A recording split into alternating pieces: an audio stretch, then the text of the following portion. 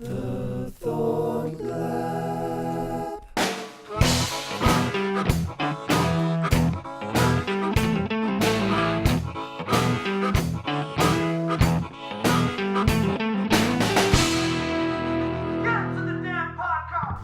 Mr. Robin Cabanac. Mr. Smith. Welcome to the Thought Lab podcast. Well, thank you for inviting me. It's a pleasure to be your guest. Yeah, such a pleasure to have you on. I first came into contact with you through the Renegade Report podcast. That was the first time I really started getting to know you, and I was just like, wow, love what you guys are doing, love where you're coming from. And I'd like to go a little bit back because, as you know, my podcasts are all about my guest, and I'd like to go a little bit back and we'll discuss the Renegade Reports, and I know it is very politically based. And my question to you is, going right back, were you always very politically inclined? No. Okay, my father is a political person, just not in a South African context. We came from France in 1990, somewhere around there. Okay. My father was in the military for many years, so he had very strong opinions on things. I developed my political acumen, so to speak, when I was a student at Wits, to be honest. Okay. I studied law, and the lecturers were very human rights orientated, very global policy, international relations orientated, and they made statements like, the South African government has built more houses than any other government, and that's a wonderful thing, without considering the question whether building houses should be within the ambit of the government in the first place. And if you ask those questions, those were not answered. So I read up. I didn't find answers at university, so I just found answers on the internet and in books. Okay. And that's when I became a bit more enlightened. A little bit more enlightened. And goddamn, there's a lot of enlightenment needed at this time. Okay. So you studied medical? What did you go into? Law. What did you go into after that? Well, currently I'm a consultant. I administer deceased estates.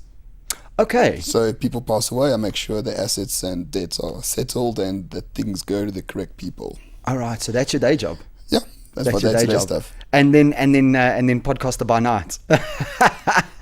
Or whenever I have time. Exactly. But self-employment helps you with time management. So how did a lawyer go from being a lawyer to ending up with a doctor on the Renegade Report? How did it all start? Well, I meet a lot of people through Twitter. I think that's one of the greatest uses of Twitter, is actually to meet interesting people. A lot of people complain about Twitter as some sort of vacuous hole where, all the outraged people exist. And they are there, and I love it for that, because it's fun to provoke as well. But I met Jonathan, my co-host on Renegade Report. I met him from Twitter, and we had a lunch or coffee a few times. And then someone tweeted to both of us, and he says, when are we having a podcast from you two together? And I said, that's actually quite a good idea. So I spoke to Jonathan, do you want a podcast? Sure. Okay. So we made a half-a-page proposal, sent it to Gareth Cliff. He says, fine, come in for a meeting. Went for the meeting, and he says, okay, I don't know both of you too well, but tell me a little bit about what the podcast will be about. We had no idea. Do you think that we had some grand plan? No, just a podcast that's more right-wing than the media. That was the plan. But that was the initial proposal. Yeah. And Gareth famously said, who will listen to you other than old racist people? Really? Yeah. As a joke, but also as a challenge. Sure. Of course. Sure. And we said, well, give us 6 episodes. And we'll take it from there. So he said, fine, you got 6 episodes to prove yourself. And by the 3rd one, we were in the top 5 on Cliff Central. Wow. And now we've been at number 1 for about 18 months. Sure.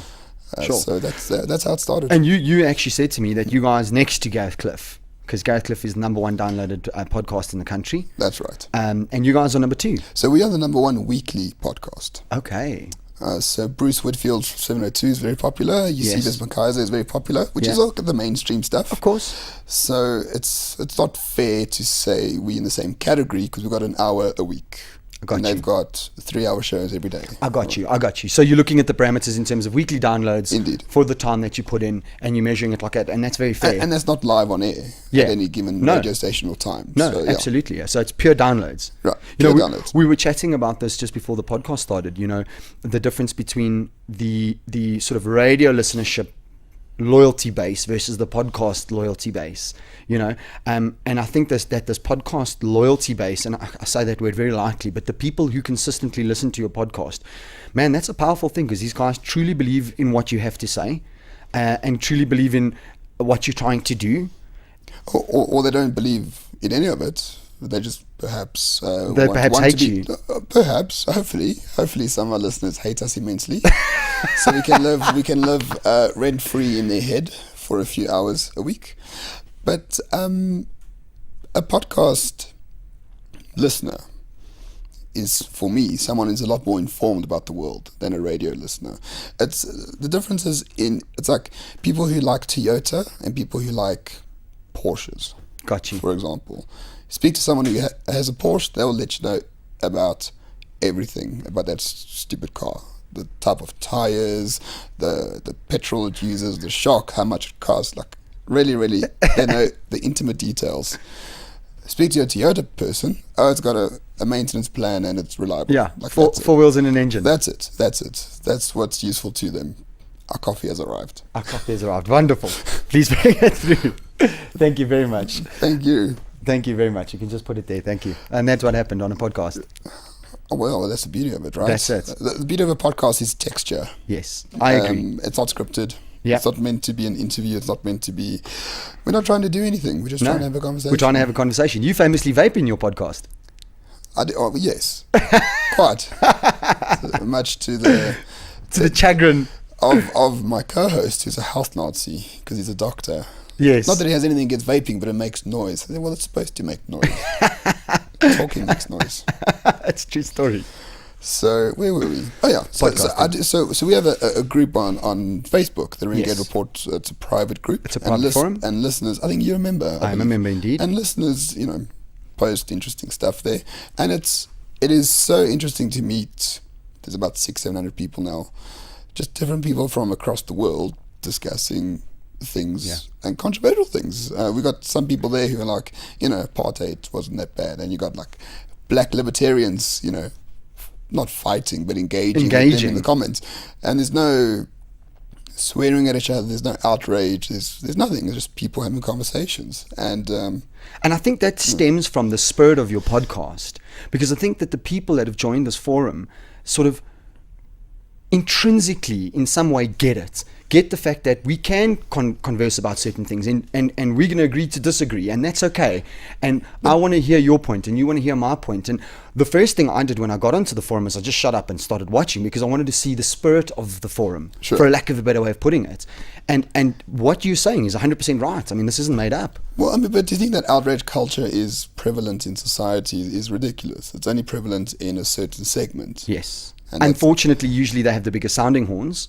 Yeah, it's the smallest minority with the biggest loudhailers. Yes. As a friend of mine put it. And it's true. But I have disagreements with everyone every day. All the time. And no one has punched me in the face. And no one has said, I'll come burn down your house because I disagree with you. I mean, ordinary conversations are about disagreement all the time. Agree. How else do you grow? By sitting in your little vacuum and expecting your opinions that you've received from 3 or 4 or 5 people to form the basis of your life. I mean, how naive is that? Well, people. I mean, if people choose to do that, fine. But I like to be challenged. I like to learn. I'm extremely curious about the world. Yeah. And how it works and why things are the way they are. So I like to be challenged. Mm-hmm. You and me both, Roman. One of the most incredible things that's happened since I started the podcast, because I put quite a bit of effort into my guests, meaning I try and I've already been listening to your podcast, so you were quite an easy one. But I try and put a lot of effort into guests, especially if I'm speaking for somebody that's completely outside of my comfort zone, like I did last week with Ian Weinberg, And through the learning of the person, I get to learn more. And then I get to sit down and have this incredible conversation with these people. And constantly I'm like, oh, wow, okay. I mean, I had Gilan in. And, look how that podcast went in terms of information. How incredible. Yeah, I mean, if you want to actually learn more about yourself and to doubt your most primal intuitions, just speak to people on a podcast. Yeah. What I used to believe and what I believe now is Two completely in 2 things. years of the Renegade Report is completely different. Really? Just 2 Absolutely years, different. Yeah, no, it's absolutely different because you're meeting with people who have these ideas that they can substantiate. Yeah. And they can give evidence for them. Yeah. And it makes you think, well, I was quite dumb for believing otherwise Yeah. before talking to this person. So I mean, I'm not into personal growth or motivation, but as a learning tool, it's extremely useful. Okay. You're not into personal growth and motivation. I don't believe in motivation. I don't know what that means. No. I think that the most you can do is you can give guys tools and mechanics to inspire themselves to do something, and that's about it. Or give them the information and hopefully let that have a little bit of a gestation period. Well, it's like Jocko Willink. He's also got quite a good podcast. Yes, he does indeed. His mantra is, freedom equals discipline. Or discipline equals freedom. Yes, discipline equals other way freedom. around. And it's just about having a daily routine where every day you, every day you do 1% more than yesterday. Yes. So Yes. in a month you've done 30% more. Absolutely. Also known as the first day. Kaizen theory. Yeah. Perhaps. Yeah. I wouldn't know. Also known as Richie mentioned this to me. Right. Yeah, it's called the Kaizen theory. And Jordan Peterson has the same thing. Every day just do it a little bit better than yesterday. I agree. And then by the time by the time you hit 100 days, it's 100% better. Yeah. And then you just carry on going. Yeah. And I mean, Jordan Peterson is somebody that we can discuss quickly because his information that's out there, I mean, he's written this new book called 12 Rules for Life, an antidote to chaos, which I've listened to. And he advocates such down-to-earth things. Sure, he does it in a very highfalutin manner because some of his chapters are fairly hairy. Yes, right? they are. They're very hairy. But his message is, walk with your back straight. Well, that's the first rule. Yeah, you know what I mean? Walk with your back straight. Like, Yeah. just be proud of who you are. And this is not rocket science. This isn't quantum physics. This is what you should be doing. By the way, this is what your dad should have taught you. Yes. Yeah. I wonder how many fathers Jordan Peterson has not replaced, but how many fathers he has been to a lot of his followers. Basically, what I learned from him, which you sort of know, but no one ever tells you, life is shit. Yeah. Life is suffering. Life is suffering, and there's a few ways you can deal with that. You can accept it, you can try change it, or you can use it. And he, yeah, please. And he is saying basically, well, there are ways to use suffering to enhance your humanity, to enhance your life. And often it doesn't matter. I think Rocky, for some reason, Rocky said, it doesn't matter how many times life beats you into the ground. It's about getting up. Getting up, absolutely. And it sounds motivational, which I hate. But I think it's very useful information. And what he uses psychology, mythology, religion, archetypes, history, fiction. Massively. I mean, I read the Gulag Archipelago because of him. Have you? Jesus. Well, apparently he made it a bestseller again. Yeah. Ever since he started talking about it. It's ridiculous. In fact, I lie. I'm probably about 90% through. I mean, the book, the audio book is... But it's 3 volumes. It's ridiculously long. Yeah. It must be 30, I don't even know, 25, 30 hours long. And when I listen to it, I actually have to stop and go, cool, okay, just enough. I'm going to go listen to Joe Rogan. That's what I'm. I haven't read it. I know I've read a lot of historical details about the Soviet Union and the kulaks and the Gulag specifically. But I'm always surprised at how evil people can be to each other. Yeah. And the more I read about how evil we can be to each other, the more not despondent, so to speak, but realistic. I get uncomfortable with it myself because I feel perhaps I could be that prison guard. Yeah. Well, this is exactly. I mean, getting back to life is suffering. So what Jordan does is he goes back and he goes, let's look at history, right? And let's look at what's actually happened to history. Let's look at what happens when you take away free speech. Let's look at the way when you take away freedom of property and rights. Right. And this is the outcome. And this is what the world could be like, right? And this is suffering because we're all going to suffer. But within that suffering, find your purpose. pick up the heaviest bag you can carry and carry it, and stand up with your back straight and be a righteous man. And this is the story that he's telling, and that's the story. I mean, I was watching an interview with him and an Australian gentleman last night, because he's in Australia at the moment, and there are thousands and thousands of young men coming to his talks. Absolutely. Because this information is resonating with them, you know. Well, I mean, I blame Oprah for all this. There's a psychologist, a professor of psychology called Jonathan Haidt, who writes a lot on these social justice activists on campus. Yes. About this feeling that, you know, human perfection is obtainable. We are on our way to utopia. We must just get rid of the parasites in the way. Yes. So, you know, free speech is violence, and you know, that sort of That's shit. it. And I need a safe space. That's peddled around, and he looks at the historical analysis, and he thinks that there was a child kidnapping scare in the 70s that promoted helicopter parenting. So now you must ensure that you know where your child is at all times. Yes. And you mustn't let them, you know, roam the streets during the day even alone, because, you know, they could be kidnapped. And this, along with the self-esteem movement, along with, you know, be who you want to be because what you have to say is important and people will listen. And I mean, that's all utter bullshit. Yeah. People don't care about you. No one cares about you, or very few people care about you. It's do you know Bo Burnham? No, I don't. The comedian. So for listeners, go on Netflix and type in "Make Happy." Okay. That's his latest special, and he has a whole skit about the self-esteem movement, and he says, you know, I was taught to express myself and people will listen. I need to find out no one gives a shit, you know, what I have to express. And now people do give a shit about what I express, because people buy tickets to my shows. But I'm not the kind of person, I'm not the right person to talk to about finding yourself, because I'm a complete anomaly. Many people express themselves in different ways, and many of them are not cared for. Well, just take it the podcast community. I mean, there are thousands now. There are millions of podcasters out there. Yeah. But you and I will probably look at our phones, and I'll guarantee you 60 to 70% will have the same podcasters on there. You know, people don't give a shit about what you have to say. They really, really just don't. That's the Pareto principle. Exactly, it's the Pareto principle. There's a Buddhist saying that I'm reminded of, which is, "This too shall pass."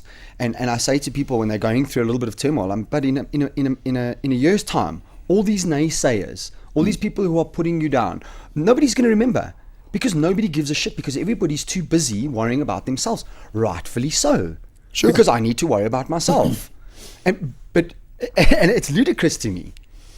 What, that there are haters, or that people care what haters say? No, that people believe that everybody needs to listen to them. Oh, right. No, that's absurd. Yeah, it's ridiculous. You know, I mean, I've got this silly little podcast that I'm doing, and most of the people are... Well, it was silly. Now I'm on it. now it's awesome. Now they've got the best looking guy in podcasting, right? I got this silly little podcast. I think most of the people don't listen because of me, but they listen because of my guests, because they've actually got something to say, right? And that's the point. And if I'm just running around trying to blow my own horn and trying to tell everybody how great I am, nobody's going to listen, because nobody cares. No. And however, back to the Bo Burnham principle, if that's a thing, people do care, because we get downloads and people listen to us. Yes. So we are not the best advocates of the view that no one cares, because people do care about what we say. I think people care when the information that you present to them resonates with who they are intrinsically. And I also think that they care if they are willing to step outside of their comfort zone and go, okay, I don't believe in that, but I want to hear what that guy has to say, because maybe he has a point. And I mean, those are far and few between, those people. Far and few between. Sure. But for the majority of people out there, they just don't care, and they're going to carry on with their day, you know. And I've got guys who come up to me and go, "Oh, I love your podcast. It's absolutely fantastic." I say, "Thank you so much. I really appreciate it. Listen, did you listen to the last?" No, I haven't had time. Yeah. And I mean, yeah, it is what it is, dude. But people won't listen to every single one. Of course not. I mean, that's the key as well. But to me, that's properly the key, because I don't actually want people to listen to everyone. I want people to look at my podcast and go, "Oh wow, that guy sounds interesting." I've got my favorite podcasters. I don't listen to all their podcasts. I pick and choose.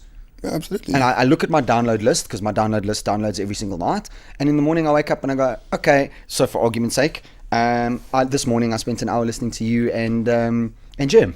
Right. What a great podcast. Thank you. Because I was really, really, really interested to hear what he had to say. Yeah, well, Jim is a cartoonist who's not a socialist, so that makes him fairly unique. Yes. And as we said in that podcast, I mean, cartoonists have an important function. Yes, they're the court jesters. In a so-called liberal society like ours. You will excuse me, I'm deeply cynical about most things, so yes. I'm quite snark. And he says, his ability to poke fun at power is being deprived by mainstream media, by gatekeepers in the media, because they're co-opted into the narrative the state runs with, and anyone who's against the narrative is just not heard. Yeah. Or well, not anymore. Now we've got alternative media like this. Absolutely. Which helps immensely. Absolutely. And I mean, what was interesting is right at the end of the podcast, he was saying how busy he is now. He's busier now than he ever has been being an independent cartoonist, which is great because people want this message. People are tired of the same, I believe. And this is why I believe that good podcasters out there with good subject matter and good guests can do well. Because let me tell you, I was speaking to my ex-managing director, who's a very good friend of mine, Paul. And he said to me, Hans, do you listen to 702 anymore? Because I always used to listen to 702 when I was younger, right? Yeah, me too. It was a way of being informed. That's how to keep it exactly on the way to Wits, man, every day. Probably 3 to 4 years ago, I quit listening to 702 because I would listen to it and it literally put me in a state of depression. Indeed. And I was like, I quit. I quit. I can't do this anymore. And then you go out and you use things like online and social media, etc., to feed you the information that you are actually interested about. No, but you go from 702 with a traffic report every 10 minutes and an advert every 2 minutes, and then you listen to someone like Joe Rogan, who is smoking cannabis on air and saying the word fuck 5 times in a row, and he's laughing about men dressing as women, and you're like, what is this crap? Like, Exactly. what is this nonsense? Exactly. And then you listen, and you're like, oh, wait. And you're like, this is real. Yeah. This is texture. This is the way people talk to each other anyway. We can, Caitlyn Jenner, for example, we can be, she's wonderful and great, whatever. Privately, we're like, it's a bit weird, right? It's a bit fucking weird. I'm sorry. It's a bit weird. I don't dislike the person. Like, I don't care, but it's a bit weird. And Joe Rogan's like, yeah, it's weird. And he tells 10 million people that it's weird. Yes. And you're like, so I'm not alone in thinking that it's weird. Yes. Right? Yes, because we get caught up in this very specific narrative, and it actually ostracizes people who don't believe in that narrative. Yeah, absolutely. Especially when Caitlyn Jenner won Woman of the Year. Yes. I'm like, so a How? person who was previously a man does better than all other women in the world by winning Woman of the Year. And no one sees the absurdity. No. And it's not against Caitlyn Jenner. It's the absurdity of the narrative. The situation. Exactly. I mean, there are some incredible women out there. Incredible women out there. And you're like, okay, so a guy did better than you. Yeah. Yeah. And we're supposed to follow this. It's somewhat absurd. And if we say it's a bit weird, we're called all sorts of names. I mean, it's ridiculous. So that's why it's so important for people like you, I, and other people who want to start a podcast. I think it's so important that we have more competition in this space. My discussion with Gilan Gok, at the end, what do you want to do? Well, I want to start a podcast. There we go. I was like, right, dude, whatever I can do to help. Who would have thought? Sorry. Who would have thought that someone like Joe? Okay, we keep going back to Joe Rogan, but he's like the king of the podcast. He is. He started the podcast careers of so many people, at least 2 or 3 dozen. If not more than that. If not more. And if you listen to his original podcast, they were like, really, terrible. On an iPhone 4. Yeah, here's my measuring yard, right, initially. Right. And when I first looked at his first podcast, and I looked at my first podcast, and I was like, winning. Exactly. Well, I mean, kudos to you. You got a better studio than us. Very fortunate. Yeah. Shit, Gareth, if you're listening, we need to find some new networks. The Teletrack studios are amazing, and I'm so fortunate that I just have fortunate nothing. The right connections. Nothing happens. The right network. Nothing happens because it happens, Huntley. And this. Stop being so fucking humble. People, there's nothing to be humble about. Yeah, work hard, and it'll happen. It happens, but you made it happen. It just didn't fall out of the sky. No, most certainly didn't. Exactly, so stop being so fucking humble. But anyway, where was I? Yes, Uncle So, yeah, I mean, I really think this space needs a lot more competition. Yes, and I agree. It's slowly coming. I mean, I listened to a podcast called Czar, ZAR, which was, and then I became friends with the host. He moved to America subsequently, but his project before moving overseas was to create. Thank you, sir. Was to create a podcast series about South Africa before he left. So I think he had about 15 episodes, and he had on Adam Habib, economists, historians, South Africans, all South Africans, and he had a MacBook and 2 mics, and he traveled the country to do this ZAR podcast, and it was a phenomenal podcast. It was really, really good. And I spoke to him and I was like, you're doing really well with this podcast. You're the first, I believe, independent one, and he was in the top 5 in the country, like within a few months. And then I thought to myself, well, it can be done. Yeah, it can be done. It's really not difficult. Yeah. And the barriers to entry are so small these days. Look, I think that, yes, the barriers to entry are small, which is really great. And I think that anything digital nowadays, and I mean, Gareth Cliff saw the writing on the walls 3-4 years ago, and kudos to him for that. No, he's a visionary. He doesn't get enough credit. No, he doesn't get enough credit. But he's really a visionary. Do you know why, though? It's because with Gareth, you either love him or hate him, right? And I mean, I've always loved him. I love the fact that he's opinionated. I don't have to agree with his opinion. I like the fact that he has an opinion. Sure. And to me, that's just as simple as that. We fight all the time. Yeah. about stuff. And that's why I like. He has this not this code, but this rule. I don't care who you are. You must just have a sense of humor. Yes. I don't care if you EFF, ANC, Republican, Labour or Tory. As long as you can laugh. Yeah. I'll be your friend. Then we're okay. Talk. Yeah. Yeah, 100%. It's very simple. And I think it's because of this sort of divide that he has, Some people will listen to him because they hate him, and some people will listen to him because they love him. But the haters don't want to give the respect that he's due because they hate him. Oh, respect is earned. I mean, I don't. No, but he has. Look, sure. You and I know this because, I mean, I still get people walking up to me going, "What's a podcast?" No jokes. Right, you and I have discussed this, and I've taken on your idea now. I just walk up, I download the Thought Lab podcast, and I press subscribe. Exactly. So every single phone you see, just do it. That's what I do now, right? But we know where audio is going because we're playing in the space. The typical South African out there, understandably so, doesn't understand that. So they don't yet understand what the likes of Gareth Cliff has actually done. I introduce people to, again, Joe Rogan or somebody like that, and they're like, oh, who's this guy? He's an MMA, he's this, he's jiu-jitsu, and then they listen to his podcast and they're like, God damn, he had Brett Weinstein and Jordan Peterson on. Mind blown. Yeah, and it praises the libertarian presidential candidates. Yeah. Steven Pinker. He's had all these massive people, professors, philosophers, politicians, and he's a weed smoking MMA commentating. Yeah. Like not a yob by any means, but like he's like an ordinary working class comedian who's just reached the stature because he's just open about what he believes and he's happy to talk about whatever people want to talk about. I agree. And I don't, and I'm yet to make my mind up to which side he actually falls on, left or right, because he can swing both ways.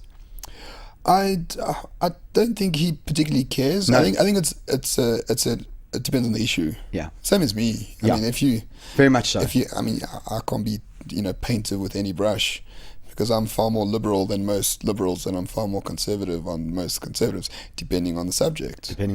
And I think that's actually something we can discuss. Because young South Africans, we don't have this political acumen or this political culture that, so for argument's sake, the Americans have. I mean, politics is literally it's inbred in them. For us, we just like, you're looking at a party, you're looking at a guy.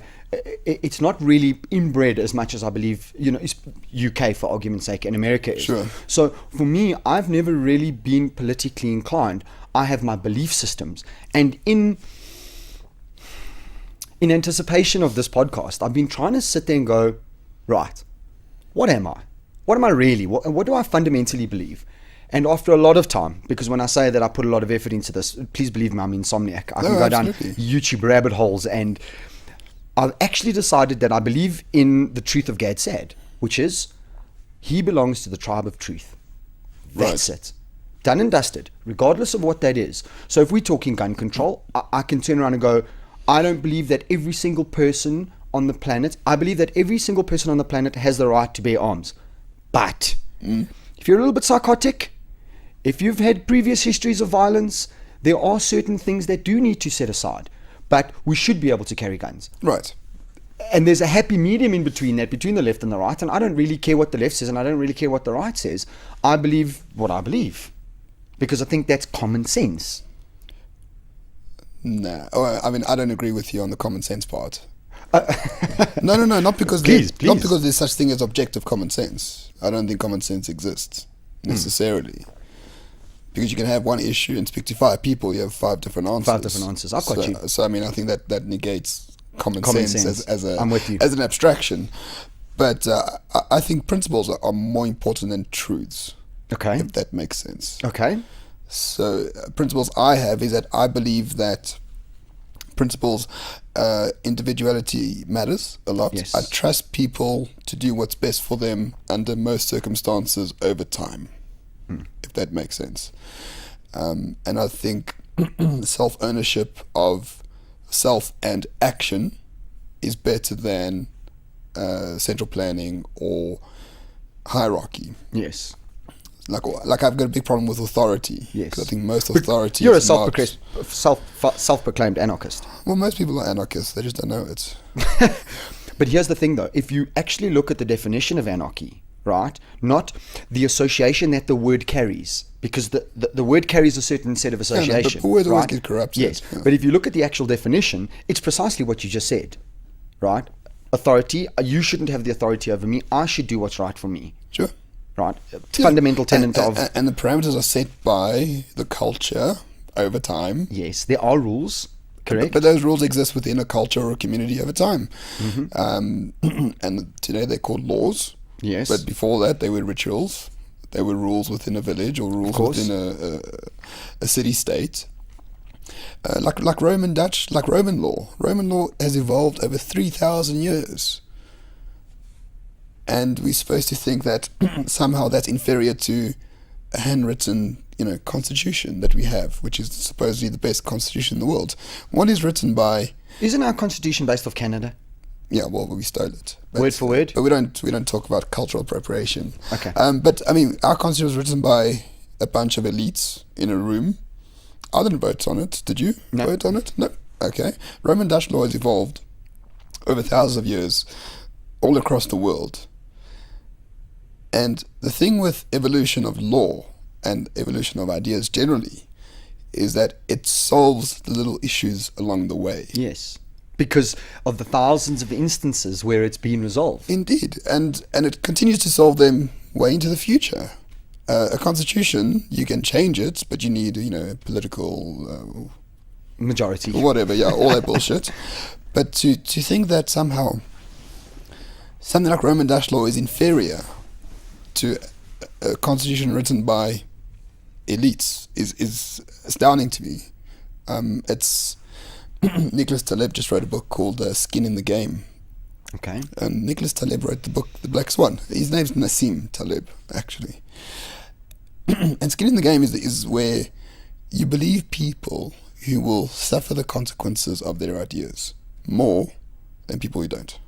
That's why you don't trust academics, journalists, politicians especially, because they don't suffer the consequences of the ideas they wish to impose on others. Very simple. What you're saying. Very simple. I believe in free speech. So you've got to have some skin in the game. Like, I believe in free speech, Yes. and I get pilloried every day for expressing free speech. Yes. I got skin in the game. Yes. And without knowing it's skin in the game, right now it's just a term Yeah. I use to quantify that. to quantify what I've always been yeah. doing. But I mean, hopefully I'm more trustworthy than someone who doesn't suffer the Well, the consequences. nice thing about you having this platform to express your opinions is I know exactly what your opinions are. And you do it repeatedly over and over and over again. Well, for today, they may change. They may change tomorrow, but yeah. Of course, but you're, okay, let's talk about your principles. Your principles aren't going to change. Tomorrow you're not going to wake up and go, well, I'm against free speech. No. No. No, I don't think so. So your principles are going to remain the same. I mean, you guys constantly talk about the fact that, and maybe I didn't really want to go there, but, allowing people to proclaim that they're racist is good because then you know they're racist. Because they don't shut up about it. I mean, what's up with people, and like bigots generally, just being so honest about the bigotry? I think that's a wonderful thing in a free society. Free speech. Because now I know exactly who you are. I don't need to prod you. I don't need to ask questions. I know Vicky Momberg whatever her name is, who's going to prison now for saying a word 50 times, which is ridiculous. But I know exactly who she is. I don't want to be associated with her. Yes, agreed. Because she won't shut up about being a racist. Yeah. And that's perfect. That is the essence of civility and civilization, where people are free to express their bigoted ideas, and we are free to say, well, we want nothing to do with you. I mean, that's absolutely perfect. And if you look at a society. civilization where that is really prevalent, that person would probably be ostracized. Well, she already was. Yeah, but I'm just saying, we're prior- talking about these civilizations. Or she'll find a little tribe of her own Yeah. that was racist on the internet or 4chan. But so what? What power do they have? Yeah. Like, really now? Yeah. Oopsie, sorry. No problems. Like, what power do they really have to affect any change in society? None. But No, if you because punish them, I think the majority of South Africans out there, right, just want to get along, look after each other, create a great home, create a future for their families and their kids, and that's it. oh, how dare you? I mean, that's just neoliberal data you're quoting. It's unacceptable. We need slogans and narratives, not facts. Facts are for the colonialists. Yeah, I see where you're going. That has been. I know. I'm being snarky. No, you're being facetious, I'm being very but facetious. but rightfully so, because this is what has been slung at you guys. Because let's talk about Sure. Renegade Report, right, and then we get to others because we've got some time, right? You guys have caused political storm, for a lack of a better way of putting it. I mean, you guys, haven't you? You've been all over the news during your time. I mean, you might never have gone out to be that, but that's what it's sort of become. And you've had a lot of names slung at you, alt-right. Yeah, which is great. Great. An anarchist, half Arab, which is me, and a Jewish doctor are like the head of the South African alt-right. Yeah. A white supremacist organization. Makes sense. That makes perfect sense. Like Gad said, Unbelievable. Right? Makes sense, yeah. And that was slung to us by the editor of the Mail and Guardian. Yes. At one stage before she was fired. Yeah, I mean, those things mean very little to me because it's obvious that people don't actually listen to what I say. I've got hundreds of hours on the internet of me who talking you are about what I believe. And if you think I'm some weird abstraction or some weird bogeyman, you're obviously ignorant, and I don't have time for people who are ignorant. And unfortunately, the ignorant ones are the ones who are the gatekeepers of information, or they used to be at least. So this is the mediocrity of society, really, where Man, you hit the nail on the head. where people don't think deeply about the ideas they're expressing, and just attack people who disagree with them. Yeah, and you know, in having said that, in this trying to formulate my political stance, for a lack of a better way of putting Why would you it. want to? Why would you want No, to formulate because political it was a thought experiment. Okay. Right, for myself. What I realized is the moment you agree with a side, so let's say for argument's sake, I'm democratic in my views, right? Liberal in my views. Let's say I'm liberal in my views. Well, then if I say to everybody that I'm liberal, all of a sudden, by its extension, I need to agree with everything that liberalism stands for, Right. and everything that gets painted on that. And I'm like, but no, that doesn't work for me, because then I'm going to naively and ignorantly spew out bullshit because that's what everybody else is saying and that's what everybody else believes, and because I'm liberal, I need to believe that. And I'm just using liberal as an example. I mean, It could be anything. Anarchist, for a lack of a better way of putting it. But I don't want to be labeled.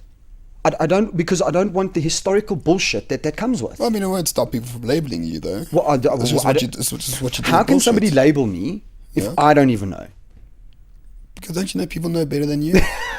Of course they do. Don't They you know me. Don't you know these people know better than you? They know you, These alt-right. politicians know much better than all of us about what to do with our lives, right? They know exactly how much money we should spend on petrol. They know exactly what sort of taxes we can afford. No, these people are just central authority fuckheads who think that they can control the way people act toward each other, the way people transact, the way people make money, the way people have children, the way people marry.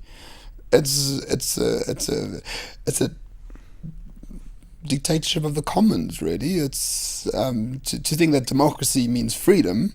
It means more freedom than dictatorship, sure, but it's not freedom in the sense that's meaningful. But without democracy, and I equate democracy immediately and maybe this is just my brain, with the free market and economy, right? I believe that is the best choice of a bad lot. You choose between AIDS and syphilis, you still have syphilis. I don't know why we need to make that choice. Well, what other choice is there? Well, anarchy is a good choice. Monarchy is a good choice. And, no, monarchy is a terrible choice. Not the slightest. Monarchy is a very good choice. For some quirky reason, in Europe especially, there are democracies that still have a constitutional monarchy. Yes. Are the best countries in the world.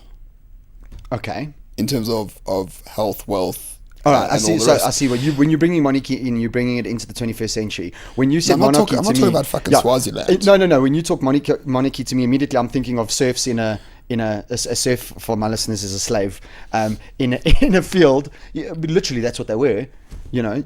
Well, I think that's called democracy these days. Except the serfs keep 60% of their income and give away the other 40%. Yeah, well, give away. It's forced. Four months of my work. It's forcefully taken from them. Only to a very small demographic by the that master. pay. Well, locally, yes. Yes. Yeah. Well, democracy is basically serfdom with the mirage of independence, because they only take 40% of your income as opposed to 100%. The anarchist coming out. The self-proclaimed observational cynic. That's what you call yourself. Quite. I love it. But okay, so then what are the options? Monarchy is not going to happen, because even in a monarchy, you need somebody that everybody's chosen, right? No, you don't. You just need a bloodline. Well, there's no bloodlines left in South Africa. There are kings. There's a Zulu king and the Xhosa king, and who knows what other kings. Of course, They're yes, there. you're very right. Why Would you can't want those- them as your king? No, but I don't choose to live in their kingdom. And no one's forcing me to live in their kingdom. No. So one of those people, the Zulus, for example, fund their own king, and they just secede from the rest of the country. And you think this is a good option? Absolutely. Why not? Okay, I'm going to go away from the monarchy because I'm not the expert on the monarchy. Let's go back to anarchy. Right. Let's say that anarchy was the rule of law. I think it takes a very responsible human being to live that way. No, not as lightest. We lived in anarchy for hundreds of years before, but we called them tribes and communities. There was hardly any central authority figures, and the central authority figures were in a very limited geographical area. Yes. So the Vikings had rituals and rules. When they went to plunder, they had rules back at home to make sure that their wives weren't, raped by the neighbors. That's why marriage is important from an evolutionary basis. So people have been living under anarchic rule for a long, long time, but far longer than democratic rule. For sure, but do you not think that works when? Do you think that falls apart rather when you throw 1 million people together in a city? Yeah, but that's not. I mean, that's not anarchy at all. That's just social engineering. Anarchy is an evolutionary basis. So people evolve rituals and rules and trade over hundreds of years. Okay. And they become civilizations. I feel like the explanation of what you're giving me the actual name anarchy needs to be removed, because it just brings, the moment I think of anarchy, I think of chaos, and I think of people think of Mad Max revolt, for some reason. and yes, revolt and madness. And what you're basically saying is self-govern. In a nutshell, right? Have a perhaps a leader within your community that the community's agreed to. With dispensations that are unique to their community about what the ambit of that authority is. The entire Roman Empire for centuries had these people called praetors. Praetors, yes. Yeah, and the praetors evolved the law over hundreds of years, and they were changed every 2 years, and there was a senate that approved or disapproved of the law, and this just happened, right? This happened organically. Order can come from chaos, and it happens all the time. Yes, in nature it happens. But that chaos is detrimental to central authorities, and they never let that chaos actually happen. But I suspect in South Africa at least, I don't see this being I don't think there should be one country. You don't? No. What do you think it should be? It should be maybe 14 countries. Different tribes have their own ethnic state or their own ethno-state or their own territory. And one should be able to, hopefully, freely move in between these different states and pick the one that suits them the best. The essence of anarchy is living under authority and being able to leave at any given point. Okay, so I choose to be here because it fits in with my value system. Yeah, and I'm not talking about immigration, because immigration is expensive and hard. Yes. It's very difficult to leave. Yes, South very Africa, much so. Right? Massively so. But in an anarchic society, imagine you have just different societies living together within a geographical area, and you can have your Marxist one, you can have your ultra-capitalist one, you can have a socialist one, you can have all sorts, of different experiments. And the only defining factor is that if you don't like it, you can just leave whenever you want to. You see, the problem is, though, with all of that is power corrupts and absolute power corrupts absolutely. Well, that's why you don't have absolute power. Yeah. And you'd have one state who then decides, okay, I like what you've got, I'm going to take it by force. And then the whole cycle begins again.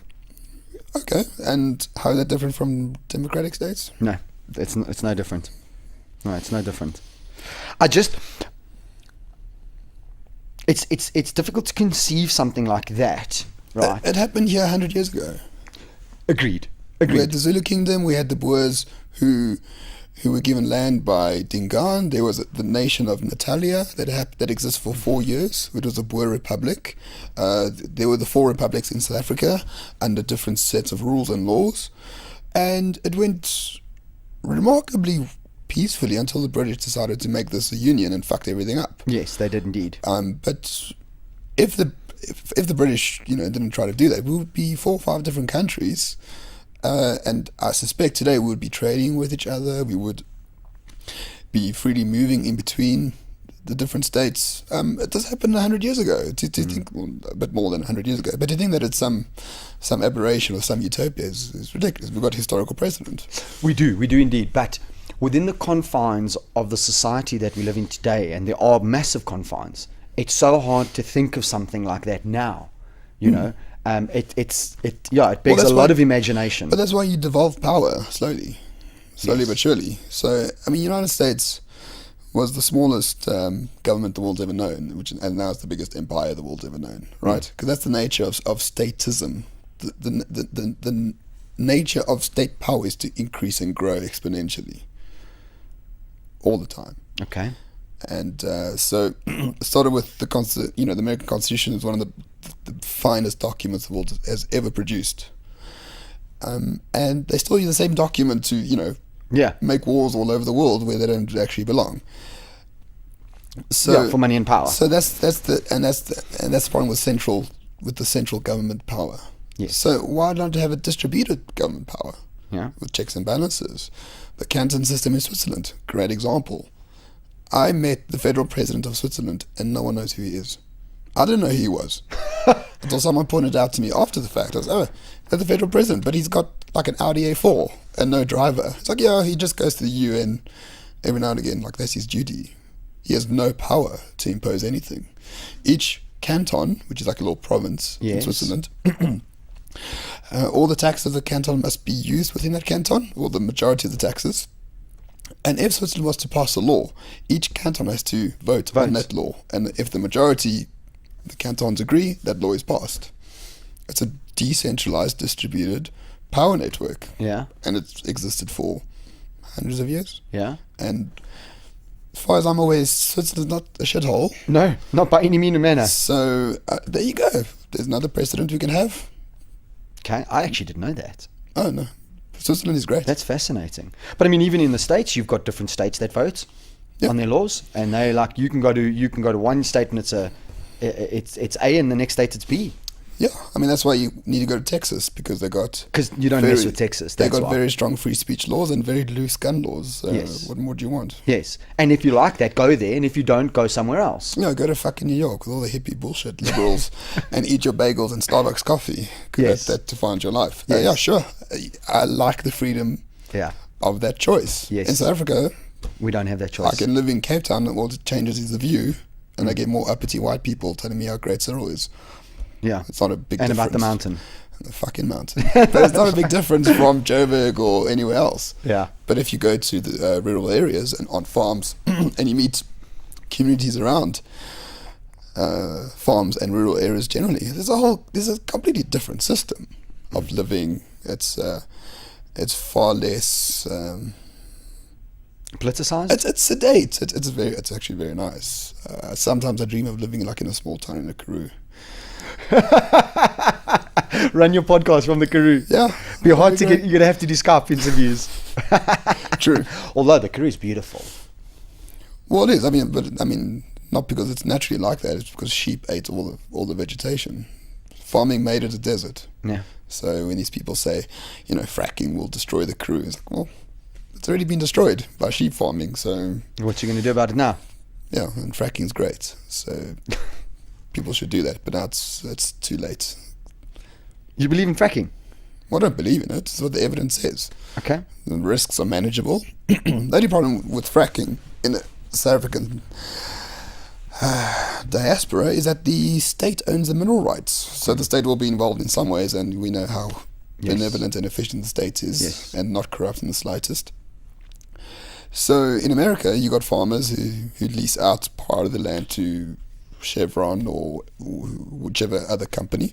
They frack and they get paid a good amount of money for fracking on their farm, and that lowers the American addiction to oil, which lessens Saudi Arabia's power to be the terrorist loving a terrible country that it is. So fracking's great. I think it's fantastic. Yeah, I see. And if there's a bit of pollution, it's worth it. It's a manageable risk. Yeah, in comparison, I mean, look at what oil does.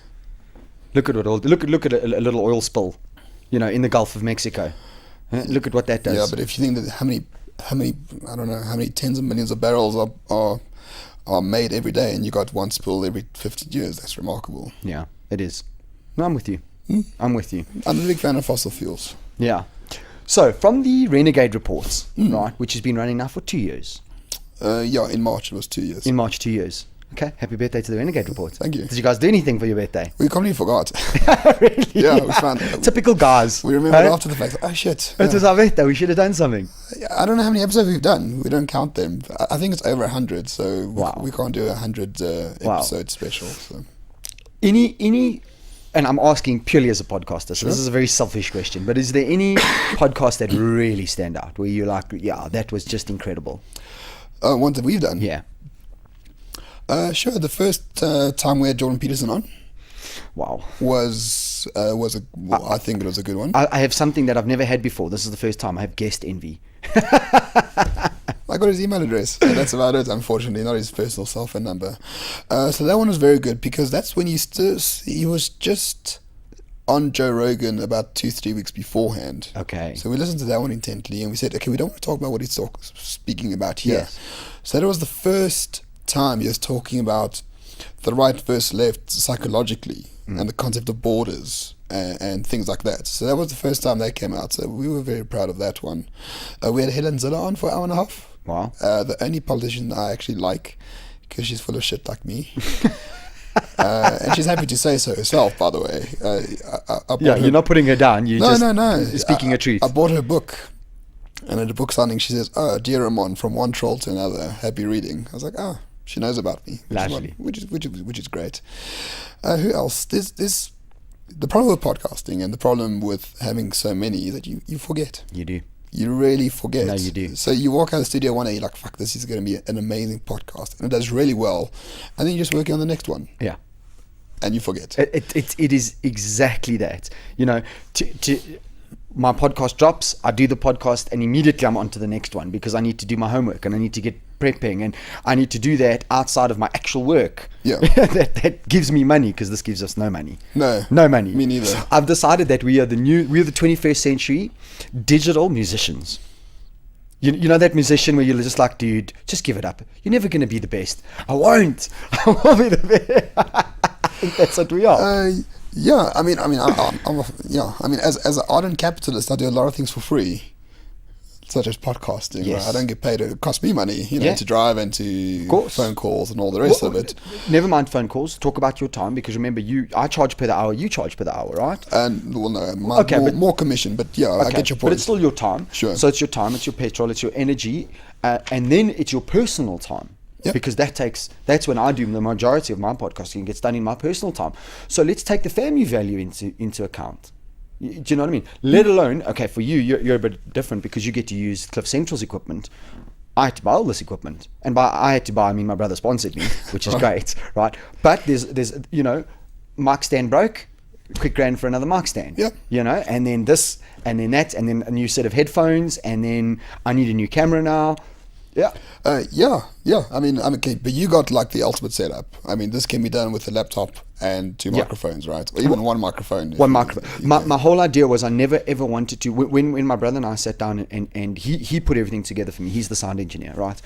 And I wanted to be able to go anywhere. And that was the whole idea. Sure, maybe I can't fit my equipment on a plane, but I can put it in my car and I can drive. If it's that important, I can do that. So I can drive to the studio here and do the podcast there, and if it's more comfortable, then I do it from my house, because those are the only 2 points I'll do it. But for argument's sake, I'm hopefully getting some media passes for Rage, and I want to go to Rage, and I want to do a podcast at Rage. Sorry, what's Rage? Is that the video game? the IT, yeah. I think Every single nerd in the country right there just swore at you. I went there years ago. You're going to get super nerd trolled. Oh, that's fine. Yeah. No training's the best training. No, they're the best. I love nerds the most. No one will say they'll burn out my house, I hope. But no, I went many years ago, and I found it so strange to see boys, stay at a computer for 24 hours eating chips and Red Bull. Like, I found it a bit disgusting at the time, I remember. But okay, I mean, if you go to Rage, cool. I don't think I'll go. But for argument's sake, that's what I'd like to be able to do. Right. You know what I mean? I mean, I had Julia Robson on the podcast, and she's a female pro gamer, pro streamer. She's sponsored, and she's out there doing a hell of a lot. That's huge now. And massive. Esports is massive, Yeah. right? She goes to the gym. She's sponsored by Nutritech, right? She takes nootropics like I do, right? She's a pro gamer. So there's a lot of people that are breaking that very typical idea that you've got of what a gamer is. They're breaking that. Well, I mean, in its entirety. Do you know Scott Adams?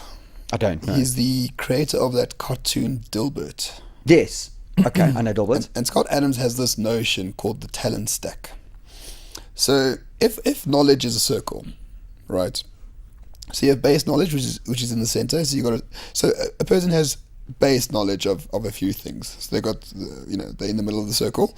Say you specialize in a certain topic, you reach closer and closer to the circumference of the circle, but in a very narrow sense. Yes. And if you have a PhD, you just break the circumference of the circle. If you have a PhD, for example, you break the circumference of the circle, but it's still the circle is 10 centimeters diameter, and your line of knowledge is like a micron meter. It's tiny. I've got So you. his view is that it's actually better to not be the best, in this case, at one thing. podcaster. Yes. It's good not to be the best jiu-jitsu practitioner. It's good to be adequate or good at 5 things Got you. than excellent at one thing, because 5 things could be basically, how can I explain this in a way that makes sense? Because I actually forgot about the principle myself. But basically, your stack increases exponentially with every new thing that you do. You add. But you don't have to be perfect with every new thing that you do, I agree with that. in essence. So I'm a mediocre lawyer, and I'm a mediocre podcaster, and I'm hopefully a good family man, and I'm hopefully a good pistol shooter, and I'm a good hunter, and I'm a good whatever. I do a lot of things. Got you.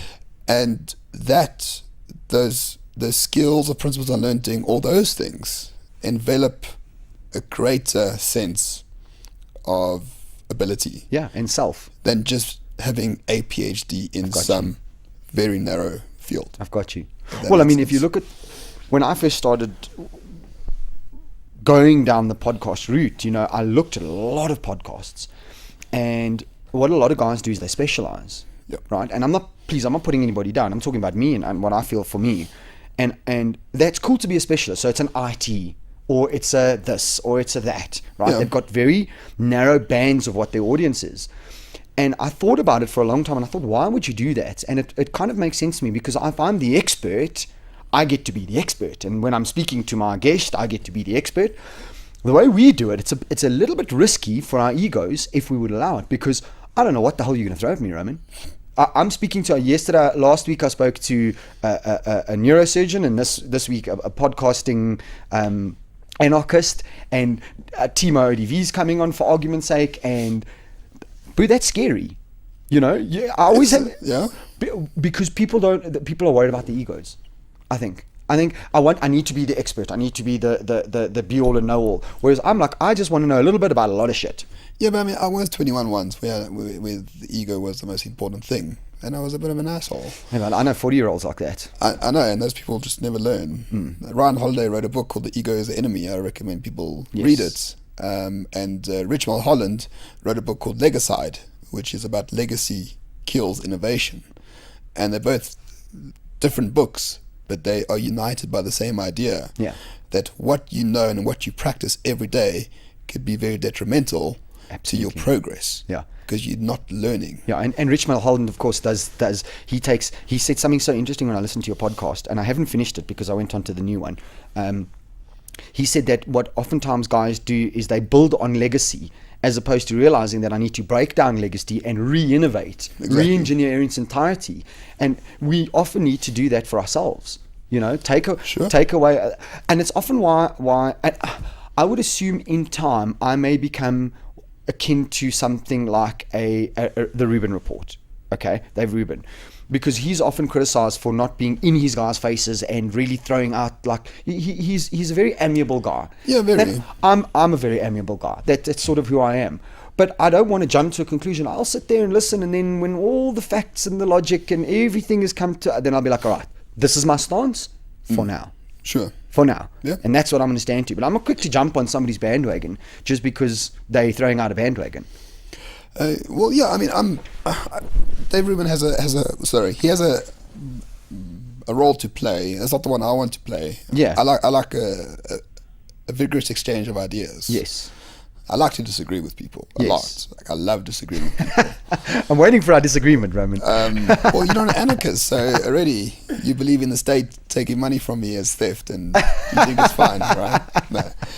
But no, I like to disagree a lot. And what is the greater point I'm trying to do? None, really. But yeah, people like Dave Rubin, have a role to play. But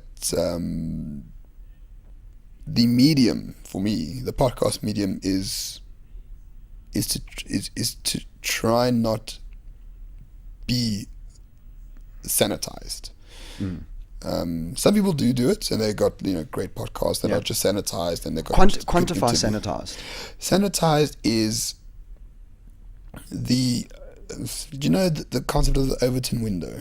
No, I don't. So it is the accepted ideas and opinions of a society at a certain time. Okay. So 15 years ago, if you said gay marriage was great, that was outside the Overton window. People were like, no, I'm against gay marriage. Got you. Now, it's normal. It's absolutely normal. Yeah. So the Overton window has shifted in that regard. So now, got you. If you are for gay marriage, you're like not special in any way. Yes. So the radicals and the activists now are just mainstream. I've got you. The Overton window has changed. I think the podcast should try push that Overton window at all times to make people uncomfortable about their biases and their intuitions. Because for the moment, that podcast, YouTube videos, things like gatekeepers, for me, is the lubrication of progress. And I'm not saying progress as in there's a goal. Progress as in getting people to think about their most basic ideas about themselves and the world. Yeah. And that's a powerful thing. That's a very powerful thing. Once you realize that you actually don't know anything. Yeah. It's liberating. It's actually quite liberating. Yes, absolutely. That's a good word. Yeah. Yeah, no, I fully agree with 100%. you. So I think podcasts need to be that. Podcasts need to sort of be like, it's like the stand-up comedian, right? Yes, he gets to push the envelope. It's probably the most difficult job in the world today. Yeah. I've got so much respect for comedians. I just watched Ricky Gervais's Netflix special. God. It is the funniest thing I've ever seen. Bo Burnham is better. Okay. Challenge accepted. But he's able to say things that we all actually believe. And he mocks us for not saying it. for not saying it. Yeah. And he makes shitloads of money because we don't want to fucking say it. Like, it's ridiculous. And he takes all the heat and he doesn't care. And he doesn't give a shit because he's got $40 million in the bank Yeah. from one special. I like when he walks out and he's all like, "I got so much money." Yes, I do. Yeah. Yeah. And the more specials I make, the bigger my bath gets. That's it. It's great. That's it. But they do have a critical role to play, most certainly in our society. And on top of that, they do take a lot of flack. And they do skirt a very fine line. And I see where you're saying we need to be pushing the envelope. But not just to be trolls. No. Don't push it for the sake of pushing it, but have a discussion with somebody. And I've got no problem sitting here and disagreeing with somebody at all. But have a discussion with somebody, because maybe that information is what the guys need to hear. Yeah, sure. Or just for people to understand that their opinion is not shared by others. I mean, it's that simple a premise. Yes. If I can just impart that, if I can just be a merchant of doubt, that's of fine. That's perfectly fine. Observational cynic. To believe that even what, if experts are saying X is true, then you say, why? Yeah. Why is it true? Yes. Now there I agree with you, because for as long as I can remember, you go through your whys at 2 years old. Yeah, I've never grown up, because I always ask why. And I don't need to be out there pushing it in people's face, right? But I like getting people to think. I very much like getting people to think. In philosophy, they call it an intuition pump. Okay. Or intuition pumping. So you ask why once, and then they explain. Then for the explanation, you ask why again. Yes. By the time you get to 2 or 3 pumps, people just don't know what on earth they're talking about. Yeah. It's such a superficial knowledge or idea. The original idea is so superficial, people have not grasped the deeper concepts. And if there are any to grasp. And you know what they're going to end up with? Because they said so.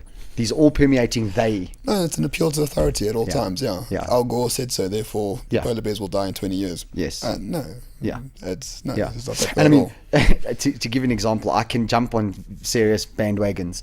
And the first time I ever watched Al Gore's movie, I forget the name right now, An Inconvenient Truth. I was like, that's it. I'm getting hold of them. I'm bringing to the country. I'm going to start doing talks. And really? Yeah, I promise you. Al Gore. I was like, he's so fucking boring. No, it wasn't him. It was the information. It was like, no, man, we need to do something about this. And then I realized that actually what he is he's now the newest green billionaire. Made so much money off it. Oh, he's a crafty operator. He's a crafty operator, of course. To me, he's in the same vein as John Edwards, the guy who can talk to dead people. So I feel an N. Anyone here with the person who died, his name started with an N. Oh, yeah, Natasha. Oh, she was a woman. Yes, she was. Fuck off, man. You can see it's all bullshit. No, it's charlatanism. Of course it is. I mean, the one thing I love the most, and one of the reasons why I wanted to have Gilan on as a mentalist, is I love what mentalists do. I love what Darren Brown turns around and goes, right, I'm going to fuck you over. And then he fucks you over, and then he turns around and goes, this is how I did it. And you're like, what? I love that, because he's showing your infallibility. He's showing you just how impressionable you are. Yeah. And I love that. Yeah. Because all of it is charlatanism. I mean, it goes back to Jordan Peterson's point about the Nazi within us, right? I mean, Solzhenitsyn had this thing where, the line between good and evil runs through every person's heart. And like the height of arrogance is to believe that you will not be the Nazi guard in Auschwitz if you lived in that time. I mean, that's the height of arrogance. If there's enough of intransigent minority within a society that says this is the way, you're going to change your mind in a fucking instant. Yeah. And they've proven this over and over again. Of course. Especially through politics in America. They do polls and they say, oh, the Republicans believe this. And all the Republican voters were like, yeah, we believe it too. The Republicans say, they don't do it dramatic. They don't say like the Second Amendment must be repealed. But they say, okay, we should ban silencers from weapons, for example. And they tell different people, a Democrat said this and a Republican, said the same thing, but they say it to different people. People change their views like that because the allegiance to the tribe is so important. Yes. Very much so. Not the principle. And exactly. And it's that's what I was discussing earlier. And this identity politics that I play that forms part of that tribe, because that tribe believes that's my identity, and I believe in that, and that's so dangerous. But to some degree, I mean, I think it's inevitable. I'm not against identity politics in totality. I think the bullshit of like the essential blackness or whiteness or Jewishness of someone doesn't exist. I don't think, a good friend of mine's a philosopher, and he says social phenomena do not exist. So like races don't exist, groups of people don't exist, political parties don't exist, governments don't exist, states don't exist. Okay. You got people in the building saying speeches, and we call that building Parliament, and we call the speech the State of the Nation speech. But it only exists in the sense, physically, that 200 people are listening to someone speak. And believe it. And people believe it. But there's the ANZ, the government doesn't exist, right? Same with races, same with all those things. So identity politics is useful for some. It's useful in some ways, often nefarious ways. Like patriotism, like, is a ridiculous notion to me. Like supporting a sports team. Oh yeah. Ridiculous notion. I'm with but you. It's meaningful to those people. And as long You don't want to take it away, and as long as it doesn't harm anybody. As long as okay, if they fight with each other, it's great. I think there should be more of that. Tottenham versus, I don't know, the Blue Sharks versus the Golden Stormers. Lions. I don't fucking know. If they fight, like, great, let them fight. But if it's meaningful to you, great. But so I mean, I don't want to take it away from there, especially in terms of religion. Identity is a very important part. Identity is important. Politics is the part where I'm a bit skeptical. Now, what I do believe in is, and we spoke about race. I agree with you wholeheartedly. What I believe in is meritocracy, to the nth degree. How do you define meritocracy? If you have worked hard, and not through something like nepotism, but through effort and skill and knowledge and accomplishment, and you are deserved of that position, right? Who will determine that, though? What happens if you're lucky? What happens if you win the lottery or you inherit a windfall? Oh, no, of course. I'm not taking happenstantialism away from it, but I'm saying within a society, I think that the only way that we're ever going to move forward is with an idea of meritocracy. You should get it not because your dad, because your color, because your gender, because your race. You should get it because you deserve. The majority of the time, because we do know that there's nepotism, we do know that there's luck, and we do know that there's, but primarily speaking, if I'm the right and deserved person for that, whatever that is, right, I like that idea. I like the idea of meritocracy. Yeah, it depends in what, though. I mean, I don't think anyone's in business. Well, I mean, that's up to the business people, who make the decisions. Okay, but what if the government then is forcing the business people to make other decisions? Well, the government doesn't exist, but even if they did, it's wrong. But I'm not going to be able to change that. And businesses co-opt governments as well. Don't forget, of course, to impose certain rules and regulations as well. Meritocracy is a good idea. I don't know if it exists in a fundamental way, because people are different. The thing about capitalism, it commodifies everything, and that's the best and worst thing about it. So do you think someone like PewDiePie, do you know PewDiePie? The biggest YouTuber in the world, 60 million. Yes. I watch his videos, he's like fun. Is he the best YouTuber? What's the standard? Yeah. We don't know. Is the standard the amount of subscribers? Is the standard the amount of value? Is the standard the amount of sponsorships he gets? Is the standard the amount of press someone gets? I don't know what the standard is. So I can't define that standard. I think those people who are within an organization or a business or a community need to define the standards for themselves and apply it to the real world and see if it works or not. But I don't think there's an objective standard of meritocracy in the world at all. No, but meritocracy as a principle. So let's take away from the standards, but as a principle that you should get what well, I suppose the word I'm going to use is deserve, right? I mean, that's maybe not the right word, but you know what I mean? You've worked really, really hard, and you've got the knowledge and you've got the skills, and here's the right position for you, versus you don't work really hard. But a lot of people work really hard and remain poor their whole lives. I know. I know. That is the suffering of life. Well, I mean, sometimes it's not due to their efforts. Sometimes you do have policy or circumstances. Imagine you're in Syria today. You can work hard. What the fuck? You'll just survive, right? Yeah, it's beyond your control. So, yeah, I think it's a nice fiction you created for yourself. But it depends so much on the context yeah, and what the standards are. in that context. I mean, in government, I would want, I'm against, I want the worst people, the most lazy people to work in government, because I don't want them to do anything. No, you've got your wish. No, but they're still doing something, so they're not that incompetent. They're still doing something. When you read Jacques Poe's book, The President's Keepers, and he says he gutted SARS from the inside, I was like, fuck yeah. I don't want SARS to be good. I don't want SARS to be efficient. I want SARS to be shit. Because their sole mandate is to steal from citizens of the country, and that money is used for nefarious means. So I don't want SARS to be great and efficient and meritocratic.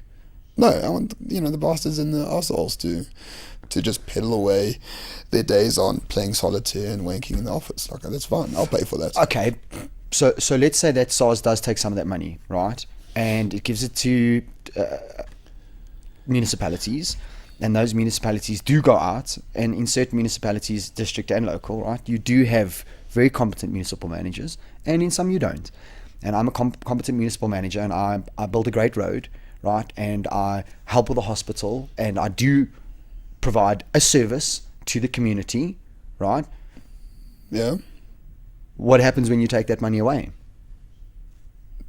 You vote for someone else. I don't know. The service, the government shouldn't provide any of those things in any case, so I don't see what the problem is. Look, I think everything should be privatized. There I agree with you. Well, broken up and, privatized.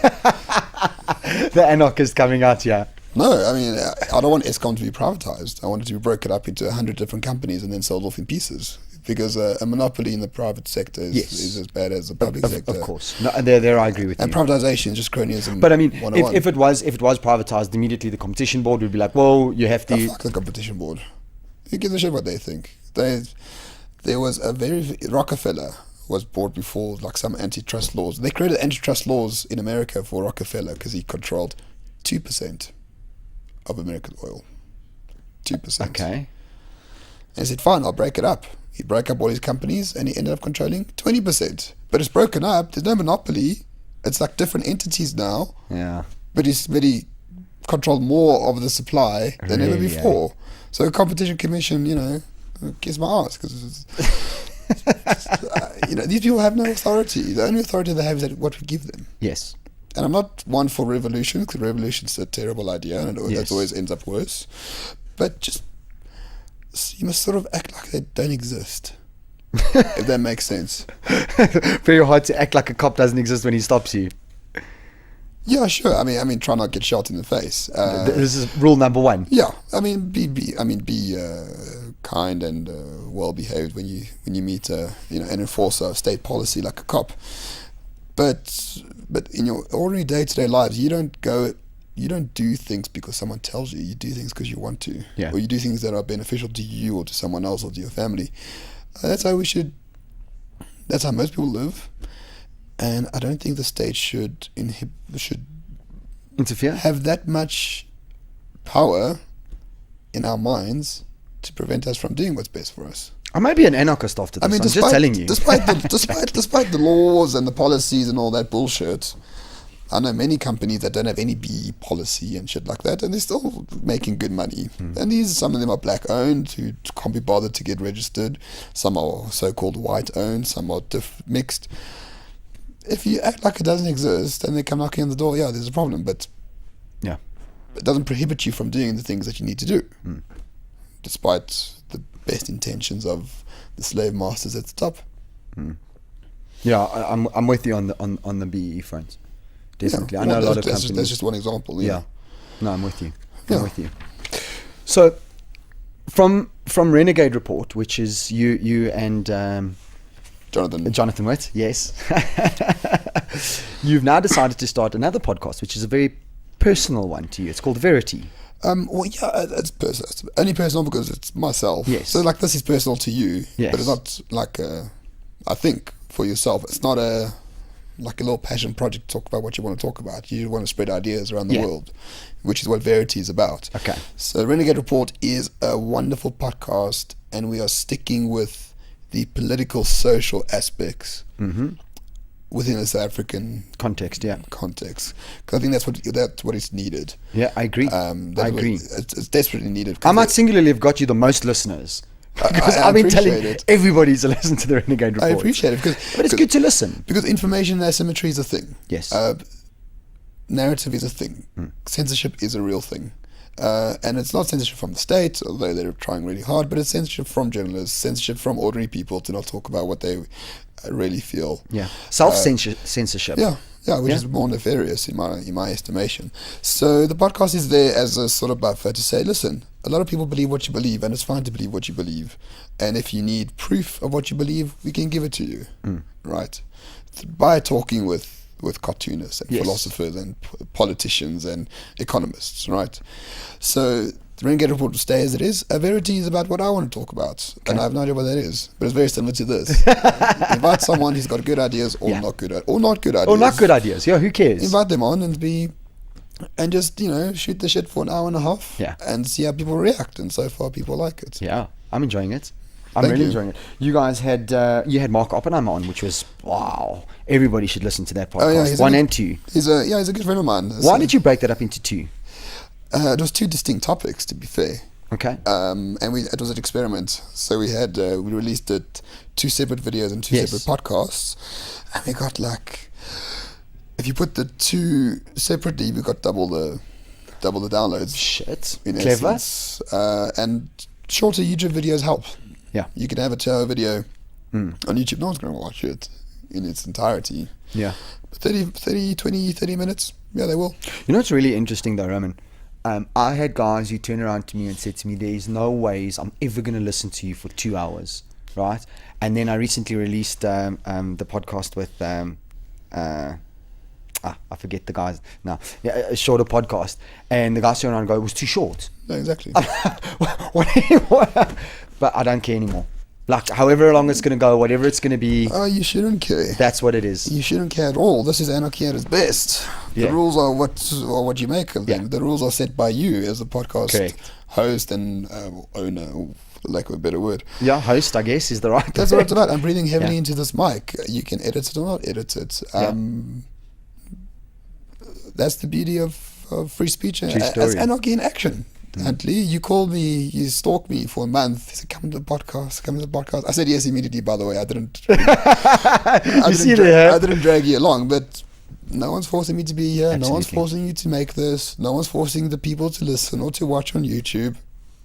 It's almost like humans can make decisions that they want to make. On their own. Yeah, for their own enjoyment. It's a remarkable thing. It really, no, I'm not being snarky. It's like a remarkable thing. Just give people agency to do what's best for them, and most of them will do it, right? And just because 10% of people are cunts, it doesn't mean that we need those same sort of people in power telling us what we can and can't do, because 10% of people are not representative of 90% of people. That's all it is. Yeah, and it's That's all probably it is. even less. It's probably 2% or 3 or 4 or 5% people aren't representative of 95% of the population. Maybe whatever the number Yeah. is, it's a minority. Yeah, It's a minority, and a minority cannot define state power and central planning. For me, it can't. I think the most fundamental thing that people forget is that we, the people, are the ones that keep people in power.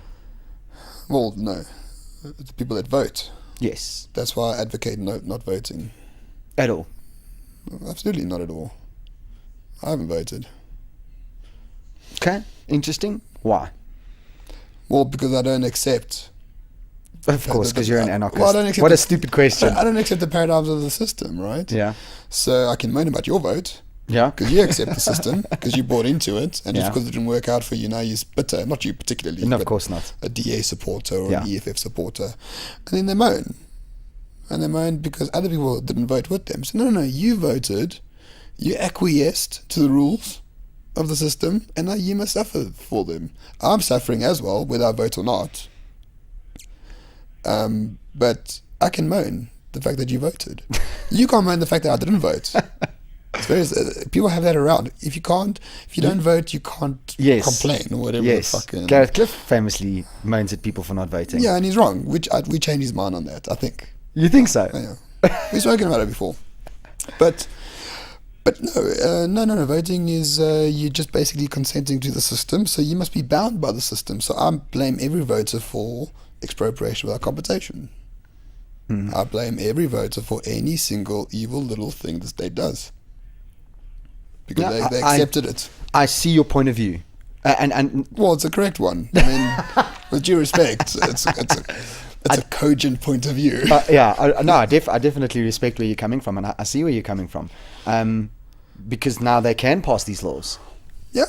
And their people they voted for are there and in Parliament, and they're moaning and they're walking out, and you voted for it. So I wish that, more parliamentarians could just smack each other in the face in Parliament and be like, these are the guys you voted for, these are the guys that you're paying for.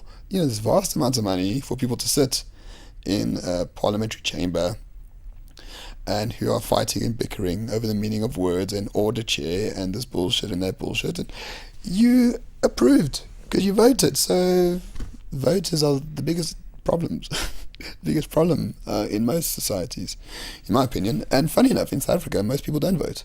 Yeah. I think there was 14 million voters in the last election.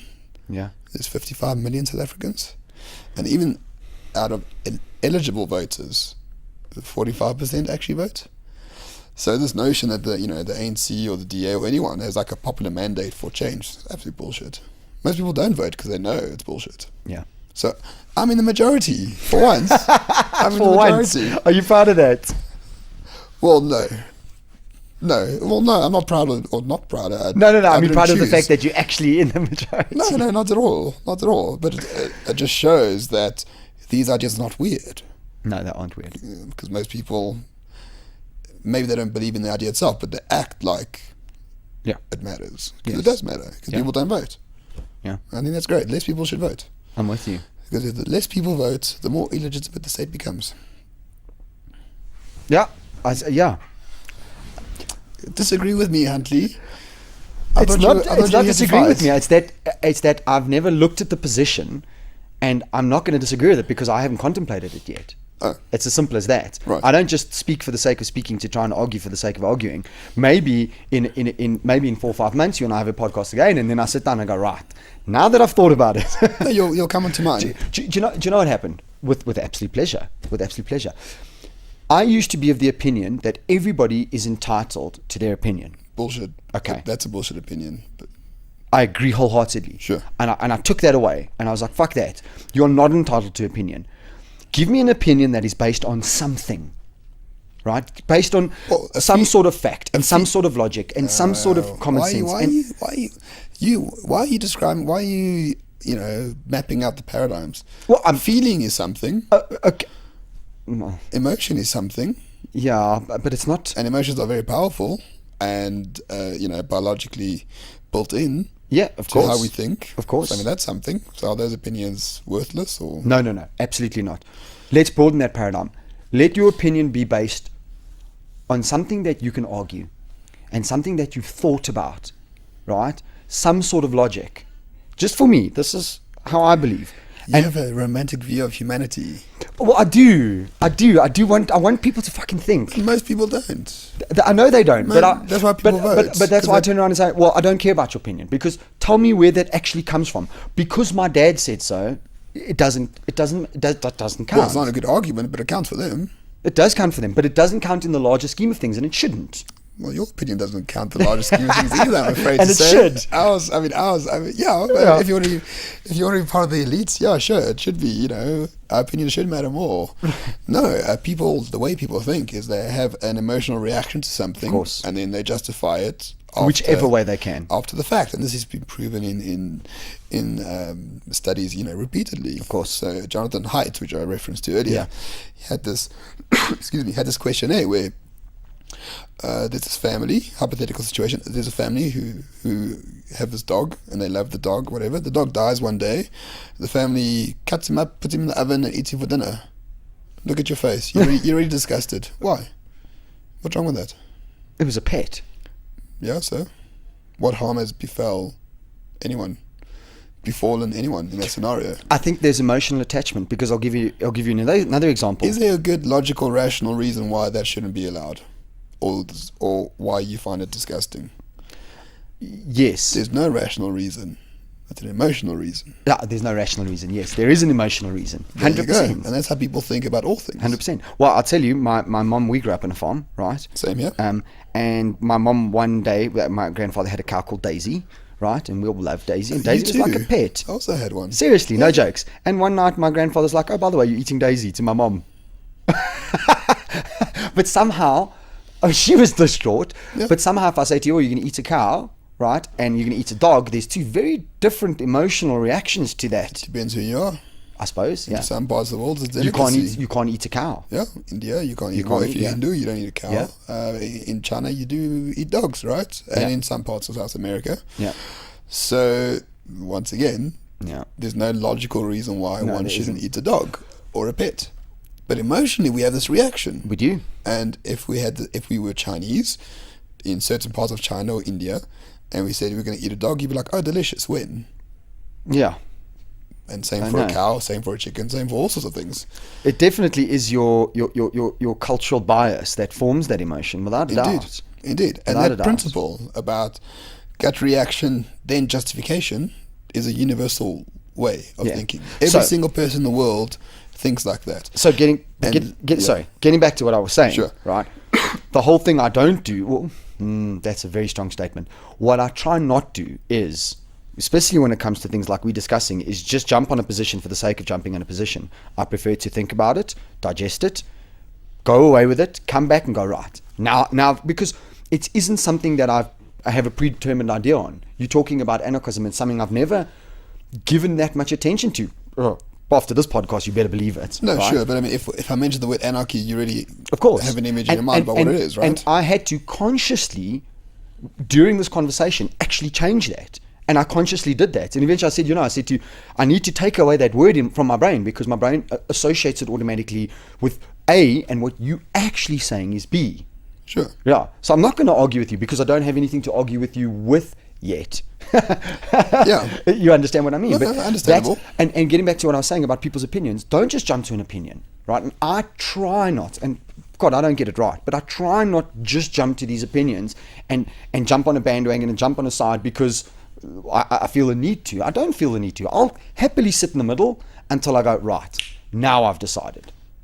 And I'm happy to do that. Very comfortable to do that. Okay. Sorry, is there like I don't want to diss you on the podcast. No. You actually say to me, argue with me, and what is your opinion? And I'm going, no, I'm not going to argue with you on this specific point because I have no position on it. Maybe you just make one up on the spot for the sake of the podcast. No, but then I'd be lying to myself. No, you're not. No, because then I wouldn't be true to myself. But you know it's false. Yeah, but my listeners would know it's false. Unless I'm like, look, I'm about to lie just to argue with Roman Cabanac. Or you're going to play the devil's advocate. It's a good technique. Of course it is. Of course it is. Good technique. And we played it a bit. In some ways. So what I'm going to ask you, what's the point of this podcast, Anthony? Like, what is the greater the Thought Lab scheme of things? Yeah. It's a great name, by the way. Thank you. I wish I came up with God, it took me forever. Eventually, my brother and my fiance and his girlfriend and everybody around me was like, will you just fucking pick a name? Because it was my identity's attached to this for the rest of time. Sure. Because once it's uploaded, it's there forever. And I wanted to come up with the right name, and it took a hell of a long time. But thank you. The point is, long term,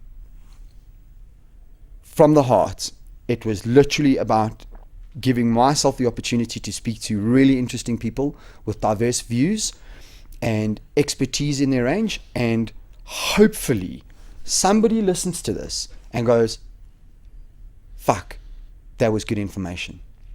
That's it. Nothing more, nothing less. That is literally it. Money would be great, though. Money would fucking great. You're lying to the audience. No, but no, actually not, because I don't. Oh, this is going to come across very facetious, and it isn't.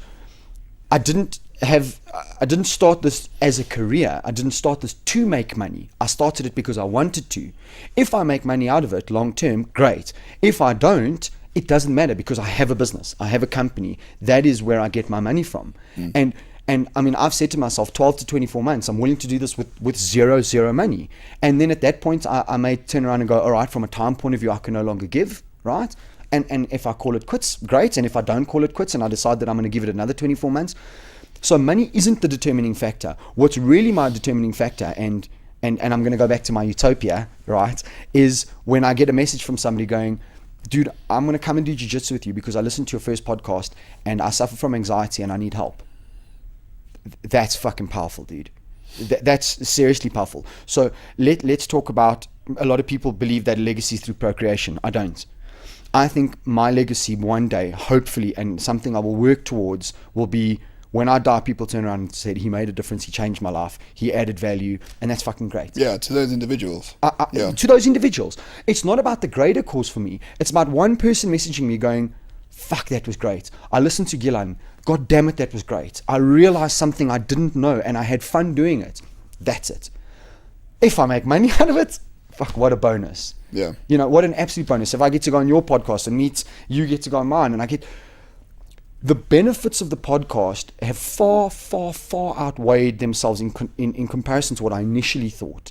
Because now, well, look at my network, look at the people I'm becoming friends with, look at the people I'm associating myself with, like you. And even bigger than that, this podcast community is so incredible. And these were things that I never realized. I never even took them into account. It was like, I got to find really cool people, right? And I got to deliver this content.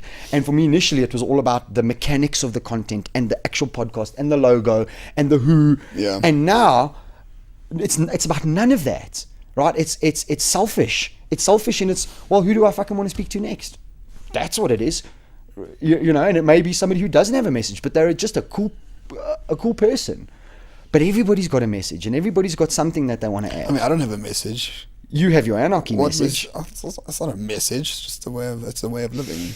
Okay, but what if somebody turns around and goes, I've never thought, okay, Huntley Smith, right after this podcast, my rabbit holes, and we always talk about my rabbit holes, and everybody laughs at me at my rabbit holes. My rabbit hole is going to be Anarchy. Done and dusted, and I'm going to go and read to the nth degree, and then I'm going to turn around and go, here's my position on that. Whereas yesterday, I had no position on that. That's a good thing. That's a phenomenal thing. Yeah. And you've done that. Oh, yeah. You know, you've spun my head in circles. I'm going, okay. Sure, but I don't have a message. I'm not here to sell or promote something. Oh, no. I don't have the message. This is not a PR stunt. No. I don't have a campaign. No, of course not. Because this is podcasting and we don't do that. No. I just talk about ideas that are dear to me. There we go. And if you find it helpful, fantastic. But I don't expect you to find it helpful because I'm saying it's helpful. Of course not. And I don't expect everybody to come on and have a message. But so my slogan, I guess, is podcasting with interesting people who are experts or experts or professionals within their respective fields. And that's it. And that word interesting, I mean... Experts, overrated, man. Well... I'm not an expert. Well, you're an interesting person, so you fit the demographic. I had Ian Weinberg, who's an expert. He's a fucking neurosurgeon. Sure. Right?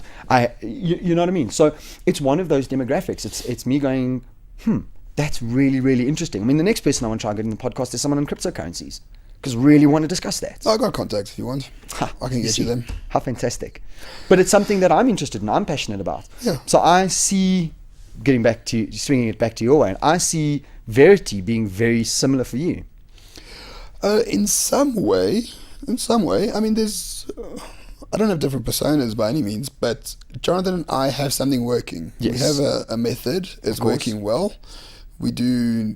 perhaps need to tweak it or to change it in some ways, but it's working well and it's providing an important, not a voice, but it's providing meaning for some people in this country and overseas. It's a soundboard.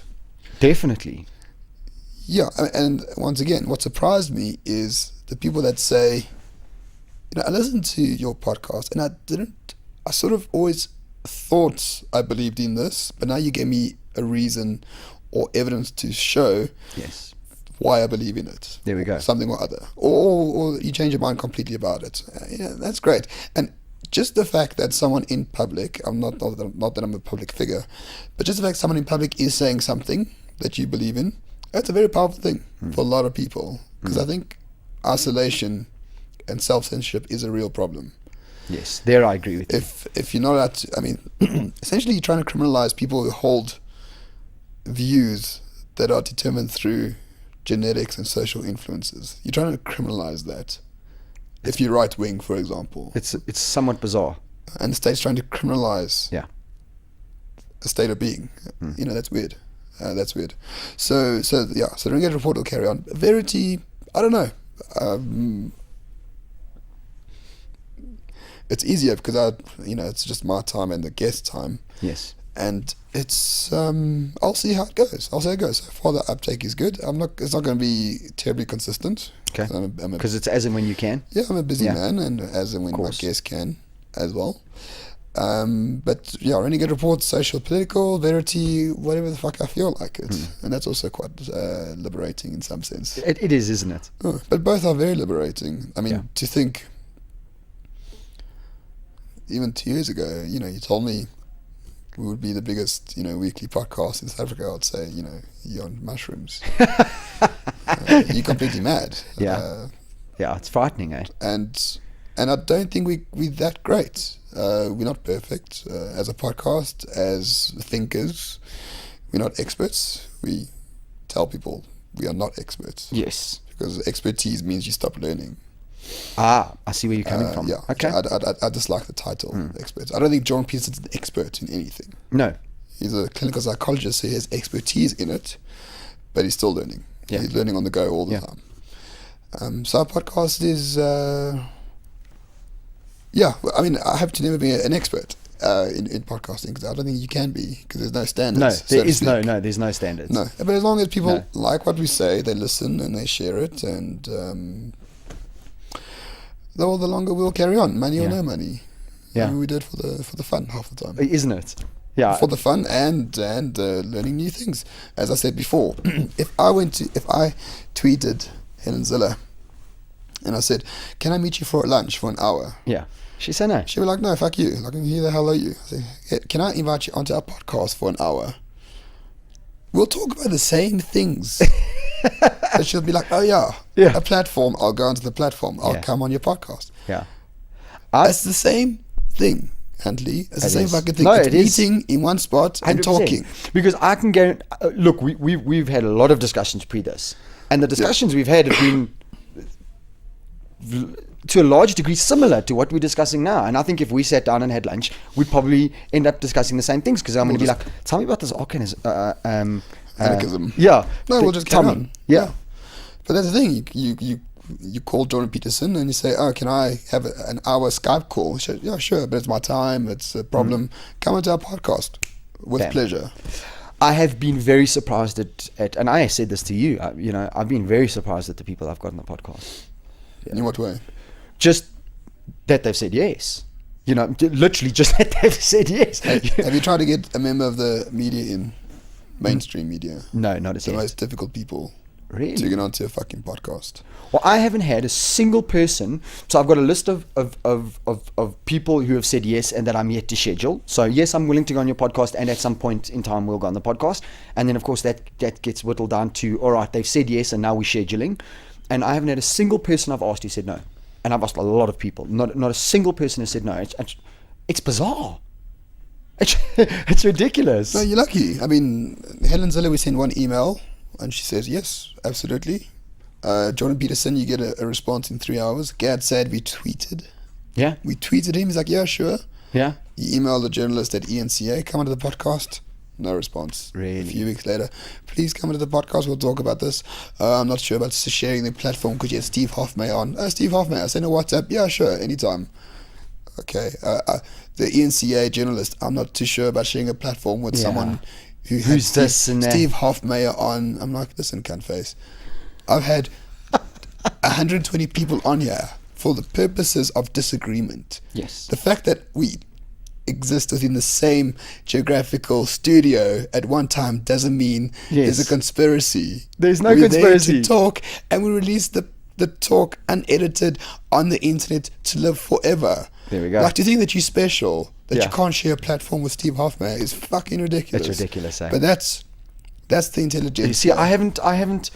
But that's the intelligentsia of a society. These people who think that they have the audacity I don't expect people to come on because I'm an authority figure. Listen, just say, no, I don't want to come on. I don't want to come on, or do you know what? fine. I'm too busy, or, but that bullshit excuse. But do you think that somehow you're giving racism a platform by coming onto a podcast By association.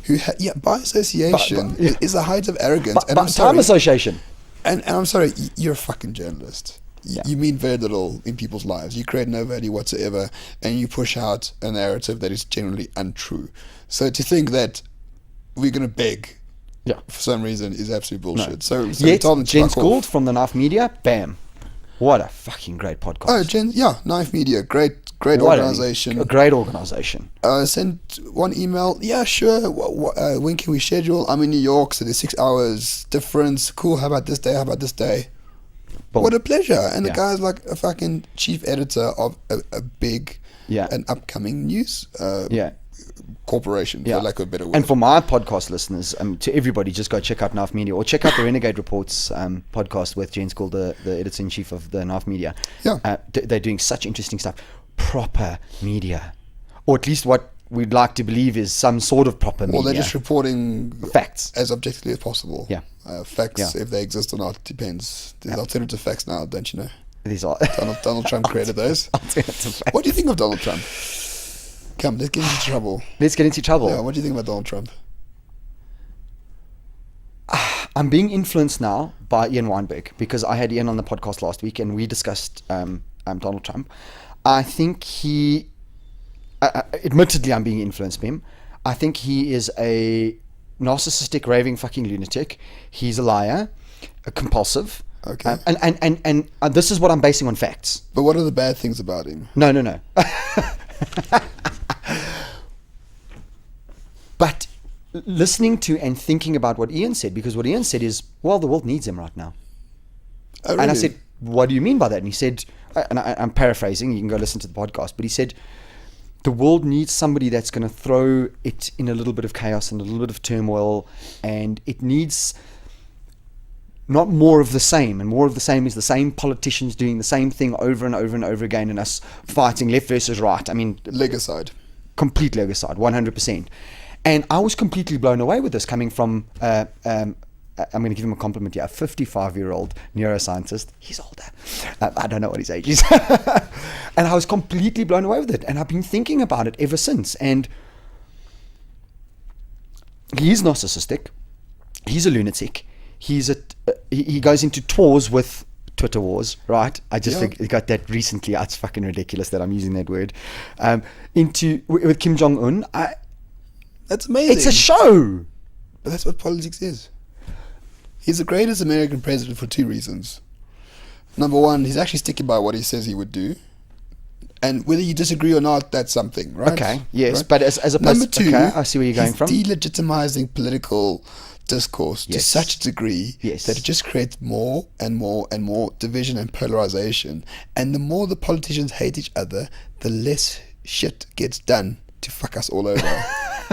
That's why I love him. So basically, he's the greatest politician the of the 20th catalyst, century. Right, for non-government states. Exactly. Ever. He's the biggest catalyst of what's the term I'm looking for to be suspicious of state power. Generally, because people always say it's about it's if it's not about the power, it's about the person within it. No, but your enemy will always win. Sooner or later, your enemy will be in the power of your friend for the moment. And what you do with power is you give it to your worst enemy and ask him what he would do with it. And ask him to implement exactly. it. Exactly. Same as land expropriation without compensation. Right. I want it, and then the DA win. So now the EFF don't have control over that. Now it's in the hands of the DA. No, or the Nats had it for fucking 40 years. Look what they did with it. Yeah. And now they're just doing the reverse. Yeah. Fine. Whatever. But, I mean, that's what you do with political power. Give it to someone that you really dislike or really dislikes you. Give it to them and say, you can use it against me. What would you do? They'll fuck you over. Unless that power is decentralized and distributed. Because then they don't have the ability to fuck you over. And what's really interesting is, I mean, we talk about decentralization, but I mean, cryptocurrency and even digital audio, isn't this the way the future's going? Everything is sort of getting decentralized. I mean, the banks are are they are changing their ways. But if you looked at their actions 5 years ago in relation to cryptocurrency, they weren't doing much, and they would have run the risk of eventually being null and void. Once again, a brilliant piece of technology. Yeah. That is based on Decentralization. And you see, I'm beginning to form my opinion slowly as we go through this podcast. Exactly, and it evolves, right? And it evolves. And for now, we're at the beginning stage, so it's still the sludge of evolution. Bitcoin is still the atoms mixing together. But who knows? The primordial soup. Who knows where it will go? Yeah. I mean, just last year by itself, new things are happening on the blockchain every single day. Of course. Who knows where it will go? It could be the greatest way to undermine the state. Yeah. Because they can't control it. Yeah. They really can't control it. Well, look at what the guys are doing in Venezuela. Well, they can try to limit it, but they can't control it in any ways. And once again, no one forced Satoshi to create the blockchain. No one forced him to create the Bitcoin. Him or her or group. Or them. We don't know. Yeah, we don't know. No. And that's part and parcel of the... And for what reward? Okay, apparently they kept 1 million Bitcoins for themselves. Kudos to them. 100%. Fine. But there's a guy who spent 10,000 Bitcoins on a pizza. Twice. Poor bastard. Hey, I mean... In December, that was $1 billion. Yeah, I know. Let me tell you, regardless of what it is they did, they had no idea how if it would actually become this valuable. I don't believe you could predict that. No, I mean, you can statistically analyze it and go, all right, there's a high probability that it may be worth something. Okay, cool, right? But you don't know, so I kept 1 million. Some guy spent 20,000 on a pizza. $1 billion on a pizza must be. That's the world's most expensive pizza. That's literally the world's most expensive pizza that no one talks about. Yes, but no. Again, another great tech. Yeah. With no central authority, that's going to change the world. Yeah.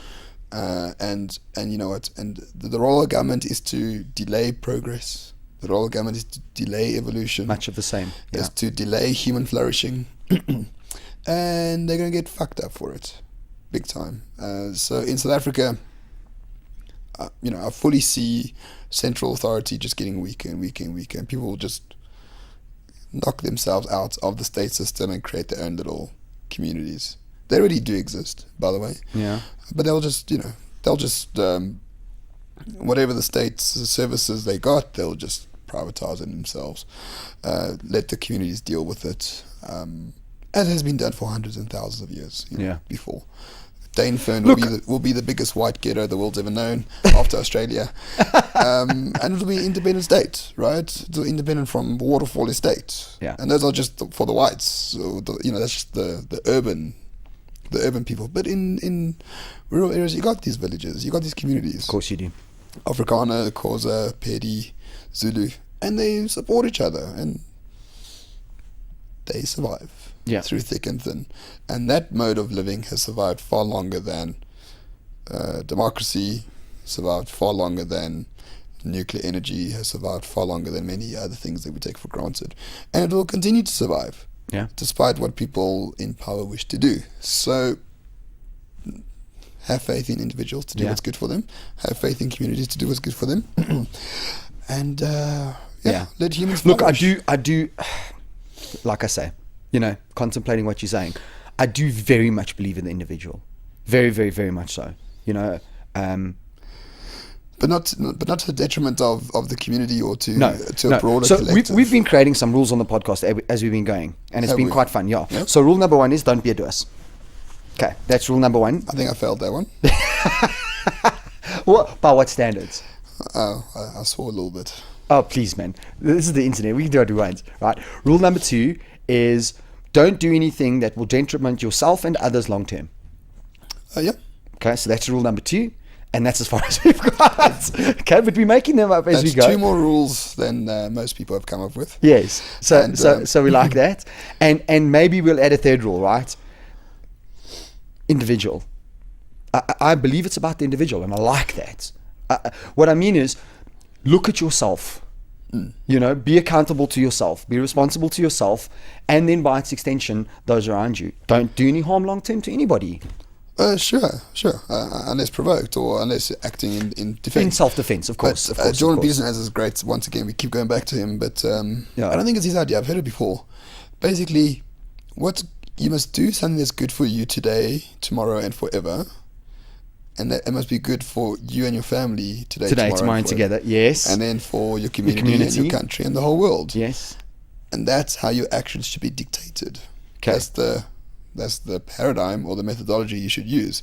Now, personally, I think that's fucking impossible, right? I think it's extremely difficult, but it's meant to be impossible because it's a sort of ambition that you should never really achieve. Yes, it's something that you should strive for every single day for the rest of your life. Right. And build that into your kids, and build that into your kids' kids, and right. But it's not about being a hippie. No, of course not. It's not about free loving. No. And bullshit like that. No. It's tangible. It's about trying to be as a complete human as possible with the tools. Because people, and this is a bad argument generally, but millions of people have suffered and died for us to be here today. And we incredibly, incredibly lucky to live in the year 2018. And for some people, they're not lucky, right? For some people are poor. Some people do live in Syria. Some people are persecuted. But we must never forget the greater picture. Yeah. That the worst suffering today was the norm for thousands and thousands and thousands of years. I say this on my podcast all the time, Roman. I agree with you there wholeheartedly. And that's why ego is the enemy. Yeah. Because we think we made it. No. Millions of people bled and died. No. For you to make it, yeah. You got a whole bunch of people running out there right now going, biology's bullshit. And I mean, biology is part and parcel of why we made it. Sure. Eyesight, instinct, subconscious brain, automating things. I mean, this is part and parcel of why we're alive today. So you've got your social construct, you've got your biological construct, and then you've got all the suffering that everybody went through. I agree. I mean, go back 200-300 years and complete savagery was the norm. I mean, just go back to the Dark Ages in Europe. Yeah. There's some fucking crazy shit that went on there. Yeah. And now we lived in probably the most enlightened, and I say that in hyphenates, enlightened period, the safest. By far. The cleanest, the healthiest. The most prosperous. Exactly, time that we've ever existed as a species. And you feel and you got an ego because you make like a bit of money. Yeah. Who the fuck are you? No, I agree wholeheartedly. You know what I mean? Yeah, I do. I once did so I'm going to try and remember the stat. The Earth was 4.2 billion years old, and I think at an average age of 75, that worked out to something like 3.5 seconds that we are present on Mother Earth's framework. Right. Please don't quantify me on it, but it's ridiculous. It's like from the Big Bang, we're in, we're out. Exactly. The Big Bang to now is like an hour, and we have existed for the last 3 seconds of that hour. Yeah, I've heard that before. Yeah. And that just put things in perspective. But, he's got a Ferrari, so he's made it. It's weird, do you know what the great equalizer is, bro? The great equalizer, right? Brazilian Jiu-Jitsu. Because you step on that mat, bro. I don't care what Ferrari you drive. I don't care who you are, white, black, pink, or orange. I don't care if you're a chick. I don't care if you're big. I don't care if you're strong. My little white belt, he's going to beat you. If he knows more than you. It's the great equalizer. I think that governments should just be, literally, all quarrels should just be settled with Brazilian Jiu-Jitsu. Done. Yeah. But I've literally seen multi-millionaires walk in, and one of my little development fighters sitting there, and I'm like, yeah, go roll with that guy, bro. Yeah. You're nothing. Come do the big talk. Yeah. You nothing. No, I've seen that happen. Talk means nothing, bro, because all necks are created equally, and I can choke you just as quick as I can choke anybody else. No, I did BJJ for. I know you did, for a few years a while back, and I had no idea who these people are. Yeah. Who I rolled with. I have no idea who they are. Absolutely not. I know they beat me. Well, I know that I beat them. Yes. Like now, that's got a bad name, but I do CrossFit now and Olympic weightlifting. I have no idea who the people are. Yeah. All I know is that they're fuck all stronger than me. That's it. And they're better than me in that regard. But I don't say, well, I'm a better podcaster. Yeah. Because they don't fucking care. No. You're there to live. He cares. Not to talk shit. Yeah. So entitlement, it's this like, we've got racial blindness, so to speak, or colorblind, where we don't care because the character in front of you is what matters, and what they do is what matters. That applies to so many aspects of life, but apparently it's racist to believe, that races don't exist. But in many social situations, especially in a sports setting, especially, or in a like I go shooting as well. I mean, this shooter called Gugu is like fucking amazing. He is like a superb shooter, and he's a tall black guy with huge dreadlocks. Man. And he's like a world-class shooter. Really? Yeah. And that's all I care about. I care about that he shoots better than me, and I'm pissed off about the individual. it. I'm not pissed off about it, but no, like, damn. But I want to be that good. Yeah. Yeah, 100%. At everything. And that's the point of the talent stack, I suspect. The talent stack. All right. Dude, that has been absolutely brilliant, Roman. Huntley, thank you. Anything else to add right at the end? I think this is the longest podcast I've ever done. Really? I don't even know. I haven't even looked at the time. Well, I don't know what time we started. It's about 2 hours, I would suspect. Yeah, 2 hours, give or take. No, thank you. I mean, kudos to you. How long have you had this going? This is you will be my 13th episode. Yeah. So in 3.5 months. Yeah, in 3.5 months you've done a lot more than we've done in 2 years. I must be honest, with the equipment and the sound and just the guest. I mean, you bolted out of the gates, and well done. Thank you, bro. Congratulations, Much appreciated. man. Not that I'm an expert. No, sure. God, neither am I. From what I've seen, it's a job well done, and I wish you the very best, man. And thank you for having me. Cool, man. I appreciate the invitation. And so just to all the listeners, obviously you've got the Renegade Reports, which is available. You've got just about anywhere on iTunes. Oh, you go and Google Renegade Report. That's the first. And Verity. And then if guys want to follow you, I know you're on Twitter. That's my full name. Yeah, Roman Cabanac. On Facebook, it's more personal, so don't follow me there. But join the Renegade Report group. Yeah. Just look for Renegade Report group. It should be there. It's a really, really, really inspiring little place. I really enjoy it there. Oh, yeah. So it's a great little space. No, it is great. It is great. When you got a Zulu anarchist telling an Afrikaner nationalist that's full of shit. You gotta love that. That's the essence of a. That's the discourse democracy. We really want, eh? But Twitter is my main. Yeah. Ejaculations into the social ether of society. So Twitter's the best way to get me. Lovely, bud. And again, it's been such a pleasure having you. Thank you for your time, Roman. And to all the listeners, so long and thanks for all the fish. Thanks, guys. Ciao. All right, guys. I hope you enjoyed that podcast as much as I did. It was, was a hell of a thing. He pushed me in quite a corner there with regards to the whole anarchism thing. And it took a while for me to sort of get to grips with what anarchism is, and it's definitely something I'm going to go and look at.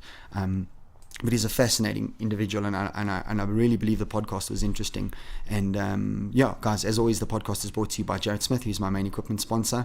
Teletrack, thanks to the guys at Teletrack Studios. Even Roman was blown away with the studios and the setup, and I really, really appreciate it. You can check them out on teletrack.com. That's TELLYTRACK.com. And right, guys, if you like the podcast and appreciate the guests, I always ask, please subscribe to the various channels, and most importantly, guys, please share this with as many people as you can. I appreciate the comments and I appreciate the likes, but it's the shares that's going to get the podcast out there. And the podcast is also now available on Player FM, and all the links to the various platforms are available on Facebook. Just go to the Thought Lab podcast, and on Twitter at ThoughtLPC. Have a great day, everybody. Catch you next time. Ciao.